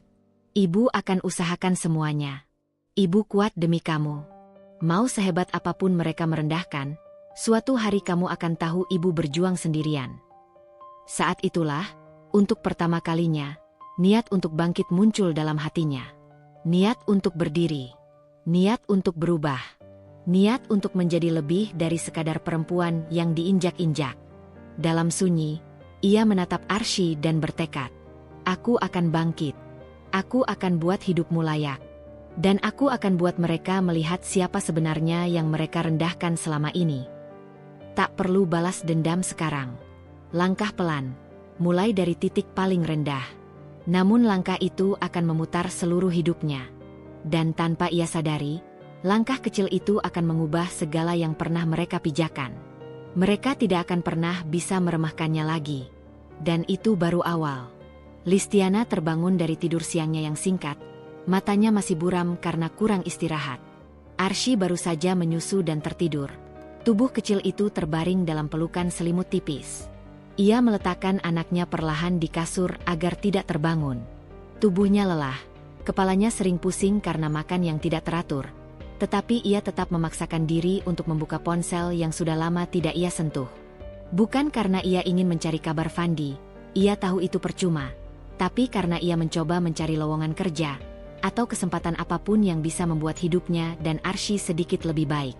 Namun tiba-tiba matanya terpaku pada beberapa notifikasi media sosialnya. Ia tidak terlalu aktif, tetapi tetap membuka karena penasaran. Satu unggahan muncul paling atas, foto terbaru dari akun Ibu Sulis. Listiana berhenti bernapas sejenak. Foto itu memperlihatkan Ibu Sulis berdiri di pantai. Ya, pantai yang tampak seperti destinasi wisata mahal. Di sebelahnya ada Fandi, memakai kacamata hitam sambil tertawa. Dan lebih terpukul lagi, di sebelah mereka ada seorang wanita berkulit putih, rambut panjang terurai, paras cantik dan tampak bergaya, Nadila. Gambar itu diambil saat mereka berlibur entah kemana, dan captionnya membuat jantung Listiana seperti ditusuk. Senangnya menikmati liburan dengan anak dan calon menantu idaman. Semoga yang terbaik untuk masa depan. Hidup harus elegan, bukan terlantar. Tidak berhenti di situ. Masih ada kelanjutan unggahan berikutnya. Foto kedua menampilkan Nadila duduk begitu dekat dengan Fandi, seolah mereka sudah menjadi pasangan resmi. Ibu Sulis mengambil foto itu dengan bangga. Bahkan ada komentar dari saudara-saudara Fandi yang memuji. Menantu baru nih. Cantik banget, beda sama yang kemarin itu. Yang kemarin itu jelas merujuk pada dia. Ada tawa yang menonjok hatinya berkali-kali. Ada kebahagiaan palsu yang mereka tunjukkan, sementara ia dan anaknya sedang makan seadanya, sedang berjuang bertahan hidup, sedang menahan lapar. Listiana tidak langsung menangis. Ia tidak langsung marah. Ia membeku. Tangannya memegang ponsel begitu erat hingga hampir terjatuh. Nafasnya tercekat, dada terasa sesak dan panas. Bagaimana mungkin? Bagaimana mereka bisa tertawa seperti itu? Bagaimana mereka bisa bersenang-senang, makan enak, liburan, sementara ia dan Arsy kelaparan? Ia menatap layar berkali-kali, berharap itu hanya mimpi. Namun bukan. Itu nyata. Ia menggulir ke bawah. Ada foto ketiga. Kali ini Fandi menulis caption. Hidup itu pilihan. Aku pilih bahagia. Tidak mau terjebak sama yang tidak bisa diandalkan. Denganmu, semuanya terasa mudah, Nadila. Kalimat itu membuat tubuhnya gemetar. Terlalu kejam. Terlalu menyakitkan. Ia ingin berteriak, tetapi ia tak ingin Arsy bangun. Jadi ia menutup mulutnya dengan telapak tangan, meredam suara isak. Air mata mulai turun, bukan sedikit, tetapi deras. Bukan karena ia lemah. Bukan karena ia menyerah. Tetapi karena diapakan rasa itu agar tidak hancur? Bagaimana mengobati luka yang dibuat oleh orang yang dulu ia percaya dan cintai? Setelah beberapa lama, ketika air mata sudah mengering, Listiana menatap ponselnya lagi. Kali ini ia mengamati wajah Nadila lebih lama. Nadila, jadi ini perempuan yang kau pilih, Fandi. Ia tidak cemburu pada kecantikannya.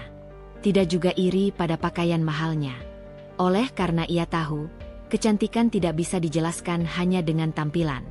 Tetapi yang membuat ia sakit adalah kenyataan bahwa perempuan itu masuk ke dalam kehidupannya, menghancurkan keluarganya, ketika ia baru saja melahirkan dan sedang berjuang. Ia memandangi Arsy yang tertidur, pipinya yang tirus, tubuhnya yang kurus. 1 tahun, dan anak itu belum merasakan kasih ayah sama sekali. Itu membuatnya gemetar. Dendam bukan datang tiba-tiba. Dendam datang dari penghinaan, rasa sakit, dan ketidakadilan yang tidak berhenti. Dan saat ini, Listiana merasa bagian terdalam dirinya mulai berubah. Ia tidak ingin membalas dengan emosi bodoh. Tidak ingin balas dendam tanpa arah. Ia menatap langit-langit kamar yang gelap, lalu berbisik pelan. Aku akan bangkit. Aku tidak akan hancur. Aku tidak akan kalah. Matanya yang tadi penuh luka, kini mulai memancarkan cahaya yang berbeda. Bukan cahaya putus asa, namun cahaya kekuatan. Aku akan buktikan sesuatu yang tidak akan pernah kalian sangka. Aku akan buat hidup kalian berlutut. Ia menghapus air mata terakhir di pipinya. Tekad itu lahir, bukan dari ambisi kosong atau amarah semata, tetapi dari kenyataan bahwa ia pernah dipandang sampah. Dan orang yang pernah dipandang rendah, jika bangkit, tidak akan sekadar bangkit. Ia akan menjadi badai yang meruntuhkan semuanya, tanpa perlu teriak. Tanpa perlu memohon kasih sayang lagi. Senyuman kecil muncul di sudut bibirnya. Senyum yang penuh luka, tapi juga penuh tekad. Arsy, ibu janji, kamu tidak akan hidup miskin lagi. Ia menatap pintu kamar, membayangkan Fandi dan ibunya, membayangkan wajah Nadila yang seolah tidak pernah merasa salah. Ia tahu waktunya belum tiba untuk melawan. Tapi hari itu akan datang. Dan ketika datang, mereka tidak akan siap. Ia tidak akan membuang dendamnya begitu saja, tapi ia akan memeliharanya, mengolahnya, hingga menjadi kekuatan paling tenang sekaligus paling mematikan. Bukan kekerasan, bukan drama, tetapi keberhasilan, yang membuat mereka menyesal seumur hidup. Ia menunduk, memeluk Arsy, dan merasakan gerak pelan napas anaknya. Untukmu, nak, ibu akan lakukan apapun. Hari itu Listiana tidak lagi sama. Hari itu, luka berubah menjadi dorongan. Hari itu, tekad mengambil alih segala kelemahan. Dan hari itu, sepetak harapan kecil tumbuh di dalam hatinya. Diam, namun kuat. Tidak terburu-buru. Tanpa perlu pengakuan. Namun pasti. Dan dunia orang-orang yang menghancurkannya akan berubah ketika mereka menyadarinya terlalu terlambat. Listiana menyimpan ponselnya, memandang sekeliling kamar kecil itu. Tidak ada hiasan, tidak ada kenyamanan, tidak ada yang bisa disebut rumah. Tapi di dalam ruang sempit itulah tekadnya sedang tumbuh. Ia bangkit pelan agar tidak membangunkan Arsy, duduk di tepi kasur, lalu menatap lantai. Menata ulang pikirannya. Jika ia ingin membalas semua perlakuan Ibu Sulis, Fandi, bahkan Nadila, ia harus punya sesuatu. Ia harus punya kekuatan. Bukan sekadar kemampuan bertahan hidup, tapi sesuatu yang membuat semua orang menunduk kepadanya. Namun untuk itu, ia harus mulai dari nol. Keesokan paginya, Arsy bangun dengan wajah ceria, seperti biasa. Senyuman anaknya menghapus sedikit kesedihan yang mengendap. Listiana menyuapi Arsy bubur tipis yang ia buat dari bahan sisa semalam. Setelah itu ia bersiap, membantu menyisir rambutnya, memakaikan baju terbaik yang mereka punya, yang sebenarnya sudah mulai kekecilan. Aku janji, sayang, sebentar lagi hidup kita akan berubah. Arsy memandang ibunya tanpa paham, tapi ia tertawa kecil, seolah ikut memberi semangat. Listiana berjalan keluar kamar, tapi ia menghindari bertemu Ibu Sulis. Ia tahu pasti akan ada hinaan lagi. Daripada membuang energi, lebih baik fokus pada tujuan. Begitu keluar dari rumah itu, angin pagi menyentuh wajahnya. Ia merasa bebas walaupun hanya sebentar. Ia mampir sebentar ke warung kecil di ujung jalan. Ia mengetik pesan ke temannya di ponsel. Apa bisa kita ketemu? Aku butuh saran. Suara notifikasi kemudian menggema. Tentu, Liz. Aku di depan toko bahan jahit jam 1 siang ya. Nadia. Teman lamanya waktu SMA. Dulu mereka cukup dekat. Tetapi setelah menikah Listiana jarang keluar. Jarang bersosialisasi karena harus mengikuti aturan Ibu Sulis. Tapi sekarang ia butuh seseorang. Siang harinya, Listiana berdiri di depan toko bahan jahit. Tempatnya kecil, tetapi ramai pembeli. Dari kejauhan, ia melihat seorang wanita yang memakai kerudung gelap, tubuhnya ramping, senyumnya ramah. Nadia, panggilnya. Mereka berpelukan singkat. Ada kehangatan yang dulu hilang. Nat, aku mau minta tolong saran. Aku sedang sangat terdesak. Nadia tidak bertanya macam-macam. Ia mengajak Listiana duduk di bangku kayu kecil dekat toko. Aku tahu kamu pasti punya masalah. Tapi satu hal dulu, kamu kuat, Lis. Kamu jauh lebih kuat dari yang kamu kira, ujar Nadia lembut. Listiana terdiam sejenak, menahan air mata agar jangan keluar. Ia bercerita sedikit, tidak semuanya, hanya garis besar, bahwa suaminya mengabaikan, kondisi ekonomi buruk, harus merawat Arsy sendirian. Nadia memegang tangannya. Aku punya ide. Kamu bisa mulai usaha kecil. Usaha? Listiana terkejut. Ya, kamu kan dulu mahir menjahit sedikit. Kamu pernah bikin bros, hiasan jilbab waktu kita sekolah. Ingat? Listiana menatap titik jauh, memanggil memori lama yang terkubur. Iya, aku ingat. Tapi aku hanya bisa sedikit. Itu cukup untuk mulai, kata Nadia mantap. Tapi modalnya, suara Listiana bergetar. Tenang, aku bisa pinjamkan sedikit bahan. Nanti kalau sudah terjual kamu bayar. Sesuatu menyala dalam hati Listiana. Bukan besar, tapi nyata. Apa kamu yakin, Nat? Aku tidak mau merepotkan. Ini bukan merepotkan. Kamu sahabatku. Aku cuma ingin kamu bangkit. Listiana menarik napas panjang, bahunya luruh, seolah beban di pundaknya lebih ringan. Lalu, ia berkata pelan tapi penuh makna. Aku akan bangkit. Aku janji. Mulai usaha. Beberapa hari berikutnya, rumah itu menjadi saksi perjalanan baru. Setiap malam ketika Arsy tidur, Listiana duduk di lantai, menjahit, merangkai bros kecil, membuat aksesoris jilbab, dan membuat pita untuk bayi. Kadang ia sampai tertidur di atas kain. Jarum di tangannya masih terpegang, tapi ia tidak menyerah. Ia menjual produknya secara online, memotret seadanya dengan ponsel usang. Awalnya tidak ada pembeli. Namun hari ketiga, satu pesanan masuk. Lalu 2, lalu 5. Ia mulai mendapatkan uang. Tidak banyak, tapi cukup untuk membeli makanan bergizi untuk Arsy. Pertama kalinya, sejak lama, Listiana bisa memasak bubur ayam lengkap untuk putranya. Sepiring sederhana tapi ia merasa bangga. Arsy makan dengan lahap. Wajahnya berbinar. Listiana tersenyum. Itu sudah cukup untuk membuat hatinya hangat. Fandi datang pulang. Saat malam tiba, pintu rumah terbuka. Fandi masuk dengan wajah dingin, tanpa bicara. Sepatu mahal, parfum yang jelas bukan aroma pekerja keras. Ibu Sulis muncul dari kamar, tersenyum puas, seperti memamerkan bahwa anaknya baru pulang dari liburan. Namun Listiana tak peduli. Ia tidak lagi membiarkan hati hancur oleh kehadiran mereka. Ibu Sulis mendekat dan mencibir lirih. Kau masih di sini? Harusnya kau malu hidup nebeng. Listiana menatapnya, tapi tidak menjawab. Dulu ia diam karena takut. Sekarang ia diam karena ia punya rencana. Diam dengan harga diri. Ibu Sulis tidak mengerti. Ia pikir Listiana masih lemah. Tetapi sebenarnya, Ibu Sulis sedang berhadapan dengan seseorang yang dalam proses menjadi kuat. Seminggu berlalu. Penjualan Listiana meningkat perlahan. Nadia membantunya promosi. Bahkan beberapa ibu-ibu kompleks membeli dagangannya. Tidak ada yang tahu bahwa penjual aksesori itu adalah perempuan yang sedang terpuruk. Tidak ada yang tahu bahwa dia punya dendam yang dingin. Listiana memandang nota-nota belanja dan sisa stok. Tangan mungil Arsy memegang bajunya sambil tertawa. Ia mengusap kepala anaknya. Aku akan sukses, Nak. Sebentar lagi hidup kita berubah.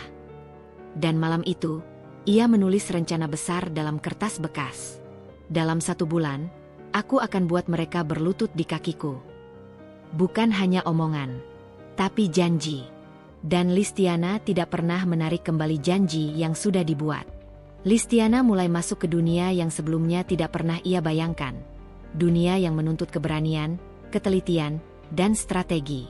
Usaha yang awalnya hanyalah rangkaian bros, pita, dan aksesoris sederhana kini berubah menjadi peluang besar.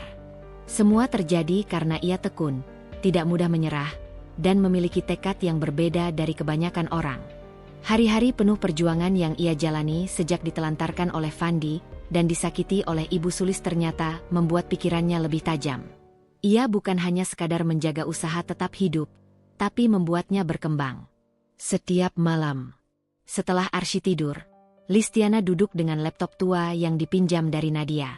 Layar sering berkedip, tombol beberapa sudah tidak berfungsi sempurna, tapi baginya itu sudah cukup. Di depan layar itu ia belajar. Ia menonton video singkat tentang strategi pemasaran online. Ia membaca artikel tentang pengembangan bisnis. Ia mencatat strategi penjualan, target pasar, promosi, packaging, pelayanan, harga. Ia mempelajari cara memotret produk agar terlihat lebih menarik dan profesional. Ia belajar menulis deskripsi produk yang jujur tapi memikat. Ia belajar cara merespon pelanggan dengan ramah tapi tetap tegas. Semakin ia fokus, semakin ia merasa bisa memegang kendali atas hidupnya. Aku bisa. Aku mampu, gumamnya pelan, lalu tersenyum. Begitu teringat wajah Arsy, semangatnya kembali meningkat. 3 minggu berjalan. Usahanya bukan lagi sekadar usaha kecil. Hampir setiap hari ada pesanan masuk. Jika awalnya hanya 1 atau 2, kini bisa mencapai puluhan setiap minggu. Bahkan ada pelanggan dari luar kota yang memesan banyak untuk dijual kembali.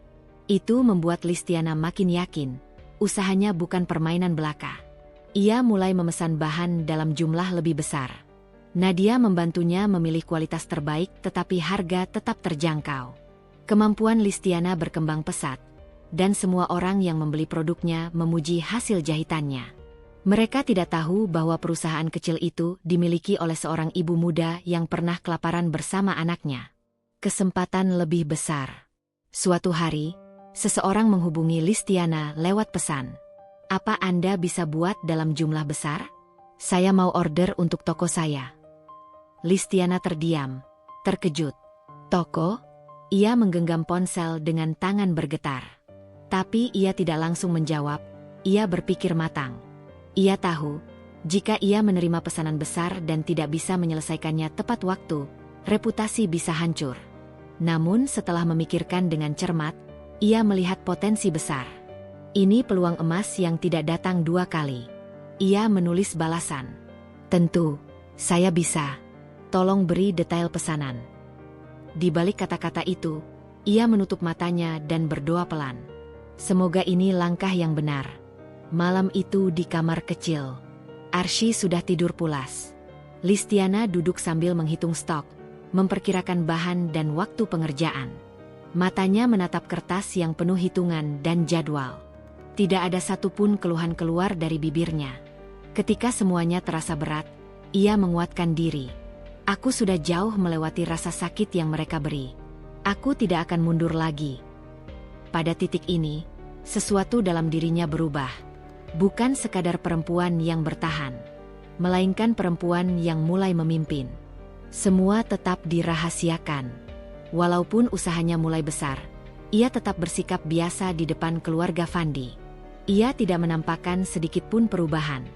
Ia masih terlihat seperti Listiana yang biasa. Tubuh sederhana, pakaian sederhana, tingkah sederhana. Karena ia tahu, diam adalah senjata paling mengerikan. Saat seorang perempuan bangkit dalam diam, orang-orang yang meremehkannya tidak sadar sedang disalib perlahan. Ibu Sulis masih saja berkomentar pedas setiap melihat Listiana. Tapi kini ucapan itu tidak lagi melukai. Ibu Sulis berkata, "Kau itu cuma beban, sudah miskin, tidak punya apa-apa." Listiana hanya tersenyum samar. Yang Ibu Sulis tidak tahu, benar, dulu Listiana tidak punya apa-apa. Tapi sekarang, ia punya semuanya. Hanya waktu yang menentukan kapan kebenaran akan terungkap. Fandi masih mengabaikan. Fandi masih cuek, masih sibuk bersenang-senang, masih menghabiskan uang untuk hal-hal yang tidak berguna. Ia tidak pernah bertanya bagaimana Listiana dan Arsy makan, tidak pernah bertanya bagaimana mereka bertahan. Namun Listiana tidak menuntut. Kehadiran atau ketidakhadiran Fandi sudah tidak penting. Yang penting adalah ia dan Arsy. Yang penting adalah masa depan. Yang penting adalah rencana besar yang ia simpan. Aku akan buat mereka berlutut, desahnya pelan suatu malam. Kalimat itu bukan sumpah kosong. Itu rencana yang sedang ia bangun langkah demi langkah. Dengan kecerdasan, dengan kerja keras, dengan ketegasan. Dalam diam, tanpa mereka sadari, dunia Listiana sedang berubah. Dan waktunya akan tiba saat senjata diam itu meledak tepat di wajah mereka yang pernah membuatnya menangis. Namun ia tidak terburu-buru. Semua harus matang. Semua harus terlaksana rapi. Karena jika balas dendam dilakukan setengah-setengah, rasanya tidak akan memuaskan. Dan Listiana, ia bukan perempuan yang melakukan sesuatu hanya setengah. Ia bukan lagi Listiana yang dulu mereka hina. Ia adalah perempuan yang akan berdiri penuh harga diri. Dan saat waktunya tiba, ia akan tersenyum melihat mereka terjatuh tanpa ia menyentuh. Bukan dengan amarah kosong, tapi dengan kesuksesan. Dan kesuksesan itulah yang akan membuat semua mulut yang pernah mencibir, terdiam dan tunduk. Semuanya berjalan sesuai rencana. Hanya menunggu waktu. Diamnya Listiana kini bukan bentuk kelemahan, tapi ancaman terselubung. Keuangan Fandi semakin kacau. Dia kehilangan pekerjaan kecil yang selama ini menopang hidupnya. Sejak Nadila menjauh, semua yang selama ini ia banggakan runtuh seketika. Fandi mulai menyadari bahwa ia sudah terjerat utang, bahkan sampai ke teman-temannya. Beberapa orang datang menagih ke rumah, tapi yang menemui hanya Ibu Sulis, yang akhirnya marah-marah dan memaki semua orang tanpa solusi. "Kenapa kamu bodoh sekali, Fandi? Kenapa kamu sampai seperti ini?" bentak Ibu Sulis, suaranya bergema di ruang tamu. Fandi hanya diam. Pandangannya kosong. "Kamu tidak bisa bekerja? Kamu tidak bisa mengatur uang? Demi gengsi, kamu habiskan semuanya untuk si Nadila itu," lanjut ibunya, penuh amarah. Fandi menunduk. Dia tahu itu benar. Tapi gengsinya terlalu tinggi untuk mengaku. Dalam hati, Ibu Sulis mulai panik. Selama ini, dia selalu memamerkan keberhasilan Fandi kepada keluarga besar. Tapi sekarang, semuanya jatuh seperti kartu domino. Namun gengsinya begitu melambung sampai dirinya tidak pernah mau mengakui kesalahan. Di sudut berbeda, di tempat yang jauh dari rumah itu, Listiana berada dalam situasi kebalikan. Usahanya berkembang. Pelanggannya semakin banyak. Dia mempelajari pemasaran online dan manajemen keuangan dengan serius. Dia tidak terlihat seperti orang yang pernah hampir kelaparan untuk bayinya. Dia tidak memamerkan kekayaannya. Dia diam. Setiap hari ia menyimpan sebagian penghasilan, mengatur stok, merencanakan berikutnya. Bahkan orang yang dulu menyuruhnya keluar rumah itu tidak pernah tahu bahwa Listiana saat ini sedang bangkit perlahan, seperti akar pohon yang menembus tanah. Kehidupan Listiana berubah. Namun ia sengaja menyembunyikan semua itu. Fandi dan keluarganya tidak boleh tahu sebelum waktunya. Di rumah mertua, suasana mencekam. Fandi duduk termenung. Nadila tidak menjawab telepon. Beberapa pesannya dibaca, tapi tidak dibalas. "Nadila, ayo ketemu, aku butuh bicara," tulis Fandi.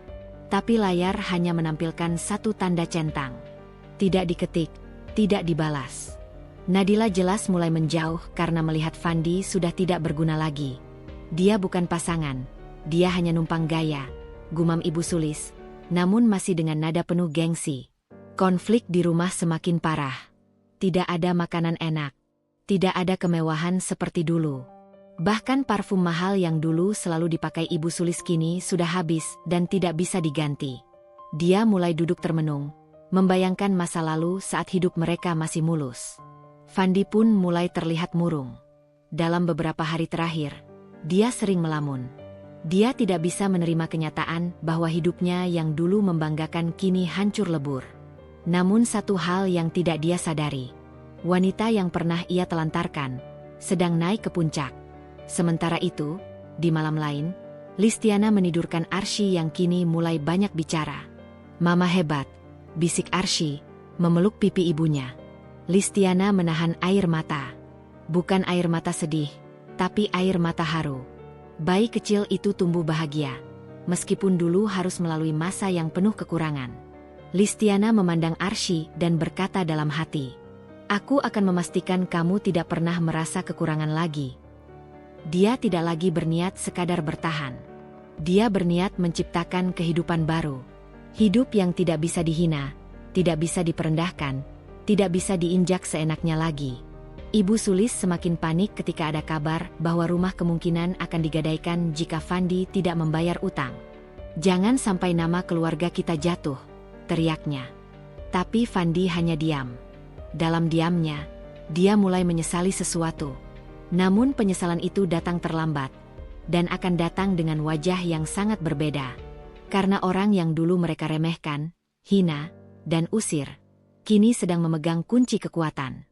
Dan mereka tidak tahu bahwa suatu hari, mereka akan datang pada Listiana dengan kepala tertunduk. Bukan untuk meminta maaf, tapi untuk memohon pertolongan.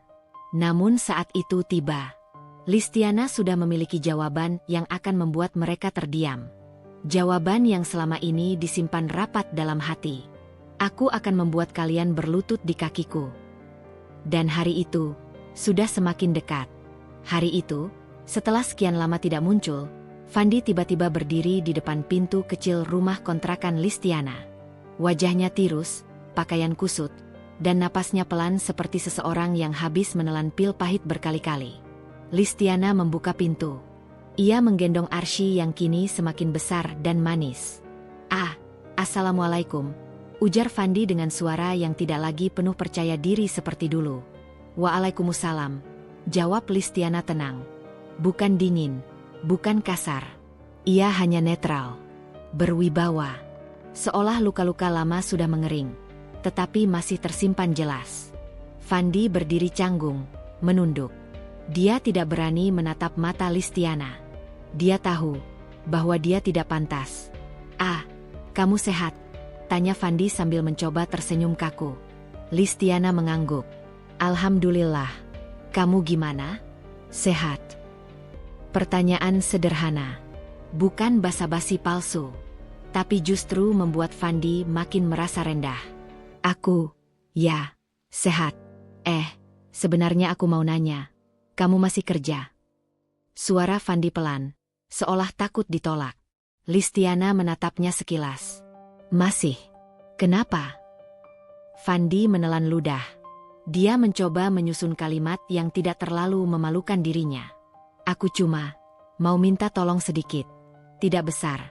Kalau kamu ada uang lebih, aku mau pinjam dulu. Buat bayar tagihan." Listiana memandang wajahnya sebentar, lalu menoleh pada Arsy. Ada dua rasa dalam dirinya. Luka lama yang perih, dan tekad untuk tetap tenang. Ia lalu menjawab, "Kalau untuk pinjaman, aku tidak bisa janji. Tapi kalau buat anakmu, aku bisa bantu. Kamu tinggal bilang apa yang diperlukan." Fandi terdiam. Bukan jawaban yang ia harapkan, tapi itulah jawabannya. "Makasih," katanya pelan.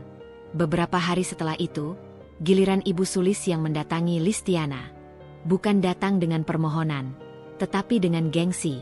Dia mengetuk pintu dengan keras, seperti pemilik rumah. Tatapannya tajam, hidungnya ditinggikan seperti seorang ratu yang sedang berjalan di atas karpet merah. Listiana membukakan pintu. "Kamu masih tinggal di sini? Tempat kayak gini?" ujar Ibu Sulis, menilai rumah kontrakan dengan tatapan jijik. Listiana mempersilakan ibu mertuanya masuk tanpa membalas hinaan itu. "Begini," ujar Ibu Sulis sambil duduk. "Aku dengar kamu punya kerjaan. Nah, bagaimana kalau kamu bantu Fandi sementara? Dia kan lagi susah. Kamu istrinya. Kamu pasti harus dukung, kan?"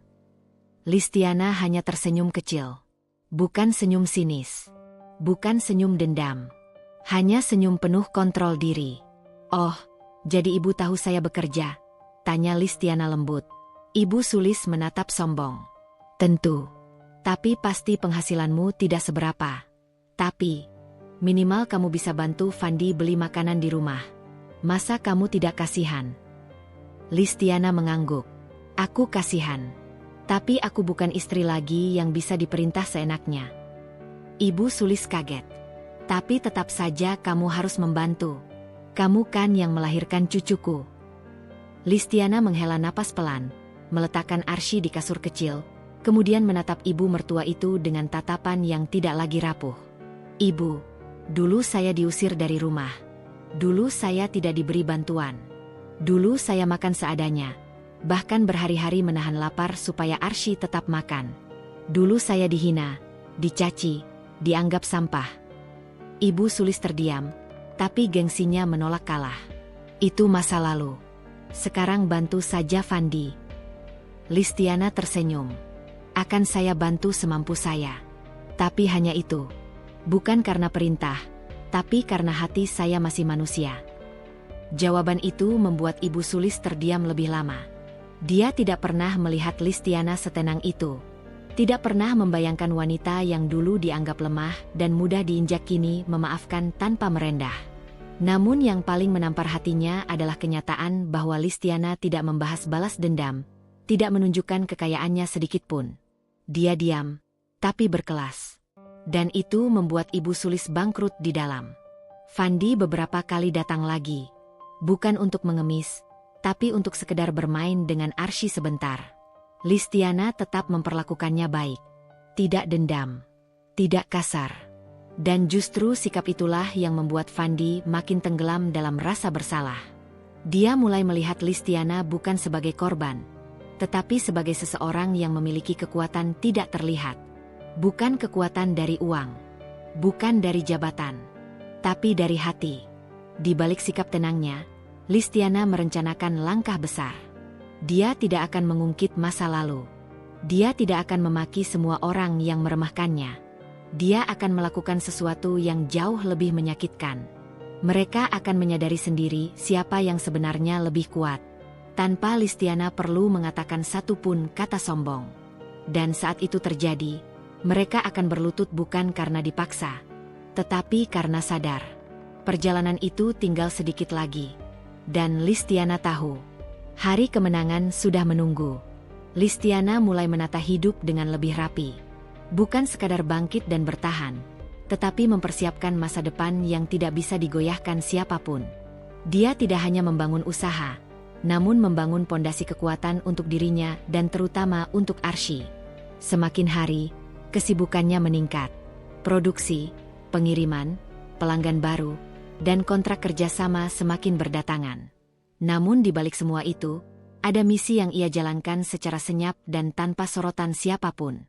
Bukan dendam buta, bukan balas marah yang liar, melainkan pembuktian yang elegan dan menyakitkan dengan logika yang rapi.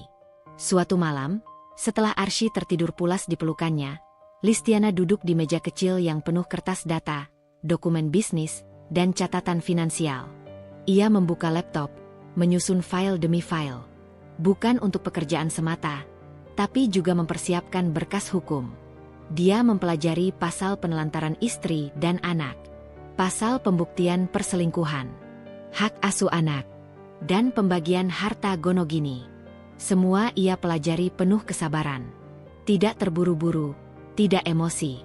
Seolah ia sedang merajut masa depan tanpa membuat suara sedikit pun. Ia mengumpulkan bukti foto dari unggahan media sosial. Foto Fandi, Ibu Sulis, dan Nadila sedang berlibur.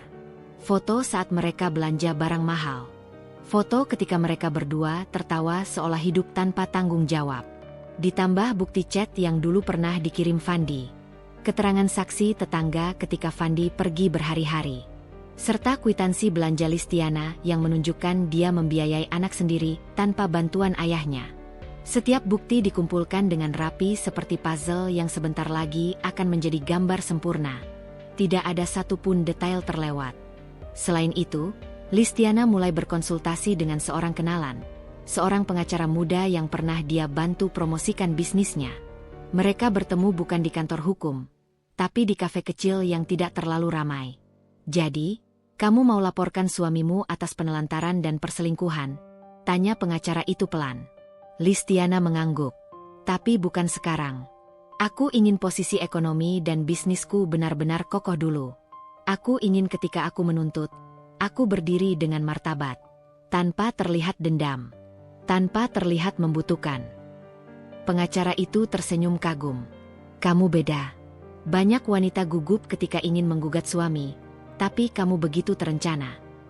Listiana hanya tersenyum tipis. Aku terlalu lama diam. Sekarang aku bergerak, tapi tidak gegabah. Pengacara itu memuji dalam hati. Ada kelas dalam cara Listiana berbicara. Ada logika dalam setiap langkah. Semakin hari bisnisnya berkembang, pendapatannya stabil. Bahkan ia mulai merencanakan ekspansi online dan reseller. Listiana mulai menyisihkan sejumlah tabungan khusus untuk masa depan Arsy. Buku rekening dia urus. NPWP dia daftarkan. Surat legalitas usaha dia urus satu persatu. Dia tidak ingin hanya kaya. Dia ingin sukses dengan pondasi yang kuat agar mereka yang dulu meremehkannya tidak memiliki celah untuk berkata, "Ah, hanya keberuntungan." Tidak, ini hasil kecerdikan, kerja keras, dan mental baja. Dalam diam, dia juga mempersiapkan satu langkah besar lain. Ia mulai merekam pembicaraan Fandi dan Ibu Sulis ketika mereka datang dan mencoba meminta bantuan uang. Tidak kasar, tidak memojokkan, hanya percakapan natural yang memperlihatkan bahwa mereka menelantarkannya dulu, namun kini membutuhkan bantuannya. Semua direkam dengan rapi, tanpa editing, tanpa manipulasi. Sebuah bukti moral yang kuat. Bukti bahwa mereka bukan keluarga yang peduli, tetapi keluarga yang berusaha memanfaatkannya. Tidak ada satupun orang yang mengetahui rencana Listiana. Tidak Arsy, tidak temannya, tidak tetangganya. Bahkan pengacara pun hanya tahu bagian kecil dari strateginya. Listiana bekerja dengan tenang. Seolah tidak terjadi apa-apa. Seolah semuanya hanya rutinitas hidup biasa. Tetapi kenyataannya, langkah-langkah yang ia siapkan adalah fondasi untuk sebuah pukulan yang tidak akan bisa dihindari oleh Fandi, Ibu Sulis, maupun Nadila. Mereka merasa aman. Mereka merasa Listiana masih tak berdaya. Sebagai wanita sederhana, wanita yang dulu mereka hina. Tapi mereka tidak mengetahui bahwa wanita sederhana itu kini berwibawa, tenang, cerdas, dan tidak tergoncang. Mereka tidak sadar bahwa waktu kehancuran mereka semakin dekat. Sambil menatap Arsy yang tertidur damai malam itu, Listiana mengusap pipi kecil anaknya. "Sayang, Mama sudah bangkit. Sebentar lagi kamu tidak akan disebut anak yang ditelantarkan. Kita akan hidup dengan baik. Dan suatu saat, mereka akan menunduk dan menyesal." Kata-katanya pelan, tapi setiap hurufnya memiliki kekuatan. Bukan kekuatan amarah, bukan kekuatan dendam, tetapi kekuatan cinta seorang ibu yang sudah ditempa oleh penderitaan berat tanpa memilih menyerah. Hari esok akan menjadi babak lain. Strateginya semakin kuat. Langkah-langkahnya semakin jelas. Dan Listiana tahu, saat kebenaran muncul, saat keadilan ditegakkan, dan saat kebenaran berbicara sendiri, tanpa harus teriak, mereka akhirnya akan menyadari betapa besar kesalahan yang telah mereka lakukan. Dan ketika saat itu tiba, mereka tidak hanya akan meminta maaf, mereka akan berlutut dengan penuh penyesalan. Dan itulah awal dari pembalasan yang sebenarnya. Listiana menyiapkan pertemuan itu dengan hati yang tidak lagi rapuh. Bukan untuk memohon pengakuan, bukan untuk menangis atau mencari belas kasihan, melainkan untuk menunjukkan bahwa ia sudah berdiri tegak dan siap menghadapi segala bentuk penyesalan dari orang-orang yang pernah merendahkannya. Hari yang ditunggu akhirnya tiba. Sebuah ruangan pertemuan kecil disewa secara resmi. Tidak mewah, tidak juga murahan, tapi elegan dan profesional. Ada meja panjang, 4 kursi, dan di sisi lain ada seorang saksi hukum yang mengawasi, meski ia hanya sebagai pendengar diam. Listiana duduk tenang mengenakan pakaian sopan namun berwibawa. Rambutnya terikat rapi, wajahnya terlihat dewasa dan penuh percaya diri. Tidak ada sedikit pun sisa perempuan yang dulu dilecehkan dalam rumah mertua. Tak lama kemudian, pintu terbuka. Fandi masuk, wajahnya kusut, rambut tidak terurus, langkah gontai. Di belakangnya, Ibu Sulis, yang biasanya angkuh, kini menunduk dengan mata sembab. Tatapan mereka kalut. Tidak ada sombong, tidak ada meremehkan, yang tersisa hanya penyesalan. Listiana mengangkat wajah sedikit, menyambut mereka tanpa nada marah. Bukan sarkasme, bukan ejekan, hanya ketenangan. Mereka duduk. Suasana awal sunyi. Tidak ada yang berani bicara. Sampai akhirnya Fandi yang memulai. "Lis," suaranya bergetar. Aku tahu aku salah. Aku sudah keterlaluan. Aku menyesal." Listiana tidak memotong, tidak memojokkan, ia hanya diam, memberi ruang. Fandi melanjutkan. "Aku tahu aku bukan suami yang baik. Aku bodoh. Aku percaya omongan orang. Aku tinggalkan kamu dan anak kita saat kamu paling butuh. Sekarang aku sadar. Aku ingin keluarga kita kembali." Ibu Sulis menunduk semakin dalam. Lalu mulai menangis kecil. Suaranya bergetar. "Listiana, selama ini ibu salah besar. Ibu menganggap kamu tidak layak. Padahal kamu yang menjaga cucu ibu. Kamu bertahan sendirian. Kamu lebih mulia dari yang pernah ibu bayangkan." Listiana menatap mereka. Pandangan matanya tajam tapi bukan tajam membenci, melainkan tajam kesadaran. Dia membiarkan mereka melanjutkan. Ibu Sulis mengusap air mata. "Maafkan ibu. Tolong. Jangan musuhi kami.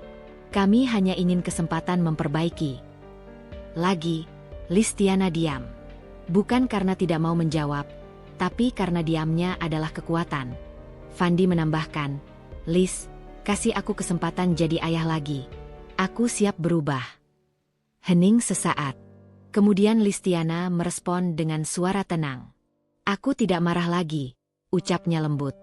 Kalimat itu membuat Fandi menunduk semakin dalam, seperti menerima pukulan tanpa suara. "Aku juga tidak mau balas dendam dengan cara membuat kalian tersiksa," lanjutnya dengan nada halus. Ibu Sulis terisak. "Terima kasih, Nak. Terima kasih sudah memberi kami kesempatan." Listiana memandang mereka lurus-lurus. "Aku ingin bilang sesuatu," katanya pelan tapi tegas. Mereka menegakkan tubuh, bersiap mendengar. "Aku tidak akan kembali. Aku sudah melihat siapa kalian waktu aku tidak punya apa-apa. Aku tidak akan kembali hanya karena aku sudah lebih kuat sekarang." Fandi memejamkan mata. Air mata jatuh. Ia tahu jawabannya, tapi tetap sakit mendengarnya. Namun Listiana tetap berbicara tanpa emosi negatif. "Aku ingin hidupku damai. Aku ingin Arsy tumbuh di lingkungan sehat. Jika kalian ingin menjadi bagian dari hidupnya, lakukan dengan cara yang benar. Bukan dengan drama, bukan dengan memaksa." Ibu Sulis menutup wajah dengan kedua tangan, menangis semakin keras. Fandi berusaha menahan tangisnya. Listiana tidak menyindir, tidak merendahkan. Ia tidak mencaci meski punya banyak alasan. Justru disinilah ia benar-benar menundukkan mereka. Tanpa harus meninggikan suara. Tanpa harus menghina. Sikap tenangnya memukul lebih keras daripada 1000 amarah. Fandi menatapnya dengan mata merah. "Lis, kamu sudah berubah. Kamu jauh lebih kuat daripada dulu." Listiana tersenyum tipis, bukan senyum sombong, melainkan ketegasan penuh keberanian. "Bukan berubah. Hanya kembali jadi diriku yang seharusnya." Saksi rapat mencatat semua perkataan. Pertemuan ditutup dengan keputusan resmi. Fandi dan keluarga mengakui kesalahan, mengakui penelantaran, mengakui perselingkuhan, dan memberikan akses penuh hak asuh kepada Listiana. Tidak ada drama kekerasan, tidak ada pertengkaran. Yang tersisa hanya kedewasaan dari seorang wanita yang ditempa oleh luka. Saat mereka berdiri hendak pergi, Fandi tiba-tiba jatuh berlutut di hadapan Listiana, tangannya gemetar. "Lis, terima kasih karena kamu tidak menghancurkanku di depan umum. Terima kasih karena kamu masih menghargai aku meski aku tidak layak." Ibu Sulis ikut berlutut di sampingnya. "Aku menyesal. Aku mohon restu untuk memperbaiki diri." Listiana menunduk, menyentuh bahu mereka sebentar. "Kalian bangkit. Lakukan hidup baru. Kesalahan sudah terjadi, tapi masa depan tidak harus sama." Ia tidak menyuruh mereka tetap berlutut. Ia tidak menyuruh mereka memohon lebih lama. Justru sikap anggun itulah yang membuat mereka semakin tunduk. Mereka menyadari, mereka tidak pernah berhadapan dengan perempuan lemah. Mereka berhadapan dengan seorang ibu, wanita, dan manusia yang memiliki ketegasan dan harga diri. Dan itulah hal yang menundukkan mereka tanpa satupun kata kasar keluar dari bibirnya. Pertemuan itu selesai, Namun perjalanan cerita belum berakhir. Di luar ruangan, dunia Listiana baru saja dimulai. Listiana terdiam lama setelah pertemuan resmi itu berakhir. Suasana ruang rapat masih terasa panas, meski semua sudah berlalu.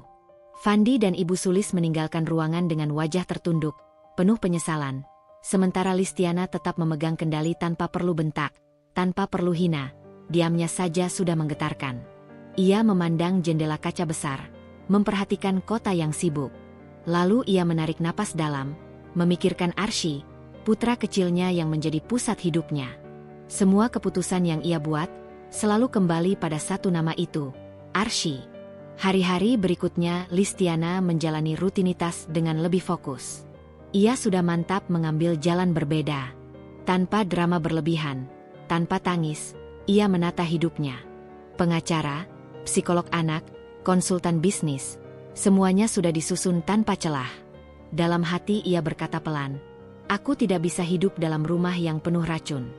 Lebih baik aku sendiri, daripada aku membusuk di dalam ikatan yang tidak menghargai." Fandi sebenarnya mencoba menghubunginya, mencari celah, mengklaim penyesalan, bahkan menangis. Tetapi Listiana kini sudah jauh lebih matang dari sebelumnya. Dia tidak membalas dendam secara brutal. Dendamnya sudah selesai ketika dia bisa menunjukkan siapa dirinya. Sebagai seorang perempuan yang pernah terjatuh dalam kelemahan perasaan, kini Listiana bangkit, menata, dan menundukkan segala situasi sulit dengan elegan. Tekanan sosial, ejekan dari keluarga Fandi, cibiran tetangga, semuanya kini lenyap. Karena Listiana kini berdiri dengan kepala tegak. Keputusan besar pun diambil. Ia memutuskan untuk mengakhiri rumah tangga yang selama ini hanya menjadi jerat emosional. Proses perceraian berjalan. Tidak bertele-tele. Tidak ribut. Tidak ada drama bak sinetron. Semuanya tertata.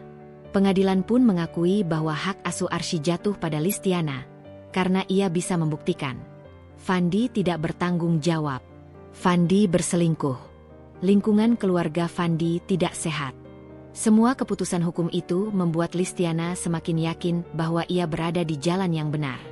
Ia melangkah keluar dari ruang sidang dengan langkah yang sama tenangnya. Hari itu, ia menundukkan kedua orang yang pernah merendahkannya. Namun, Listiana tak pernah mengajari Arsy untuk membenci ayahnya.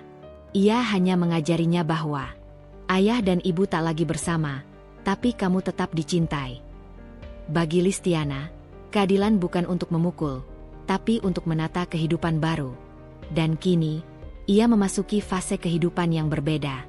Hidup yang lebih damai, lebih kuat, lebih bermartabat.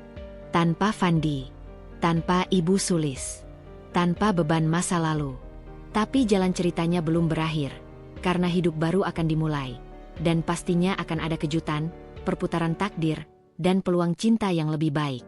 Belum ada penutup cerita, karena cerita masih terus berjalan. Nasihat untuk pembaca. Kadang, dalam hidup, keputusan terberat bukanlah memilih bertahan, tetapi memilih untuk melepaskan sesuatu yang tidak lagi layak dipertahankan. Menjauh bukan berarti kalah. Bercerai bukan berarti hancur. Berubah bukan berarti dendam. Kadang, perubahan adalah bentuk perlindungan untuk diri sendiri dan untuk orang-orang yang kita cintai. Ketegasanmu menentukan masa depanmu. Salam sapa, penutup. Terima kasih, Chanel Putri, sudah membaca lanjutan cerita ini. Semoga alurnya terasa realistis, emosional, dan bikin penasaran. Kalau Chanel ingin bab berikutnya dengan konflik baru, era baru kehidupan Listiana, atau munculnya karakter baru yang membawa dinamika, tinggal bilang saja ya. Aku siap lanjutkan kapanpun bunga mawar kilauan.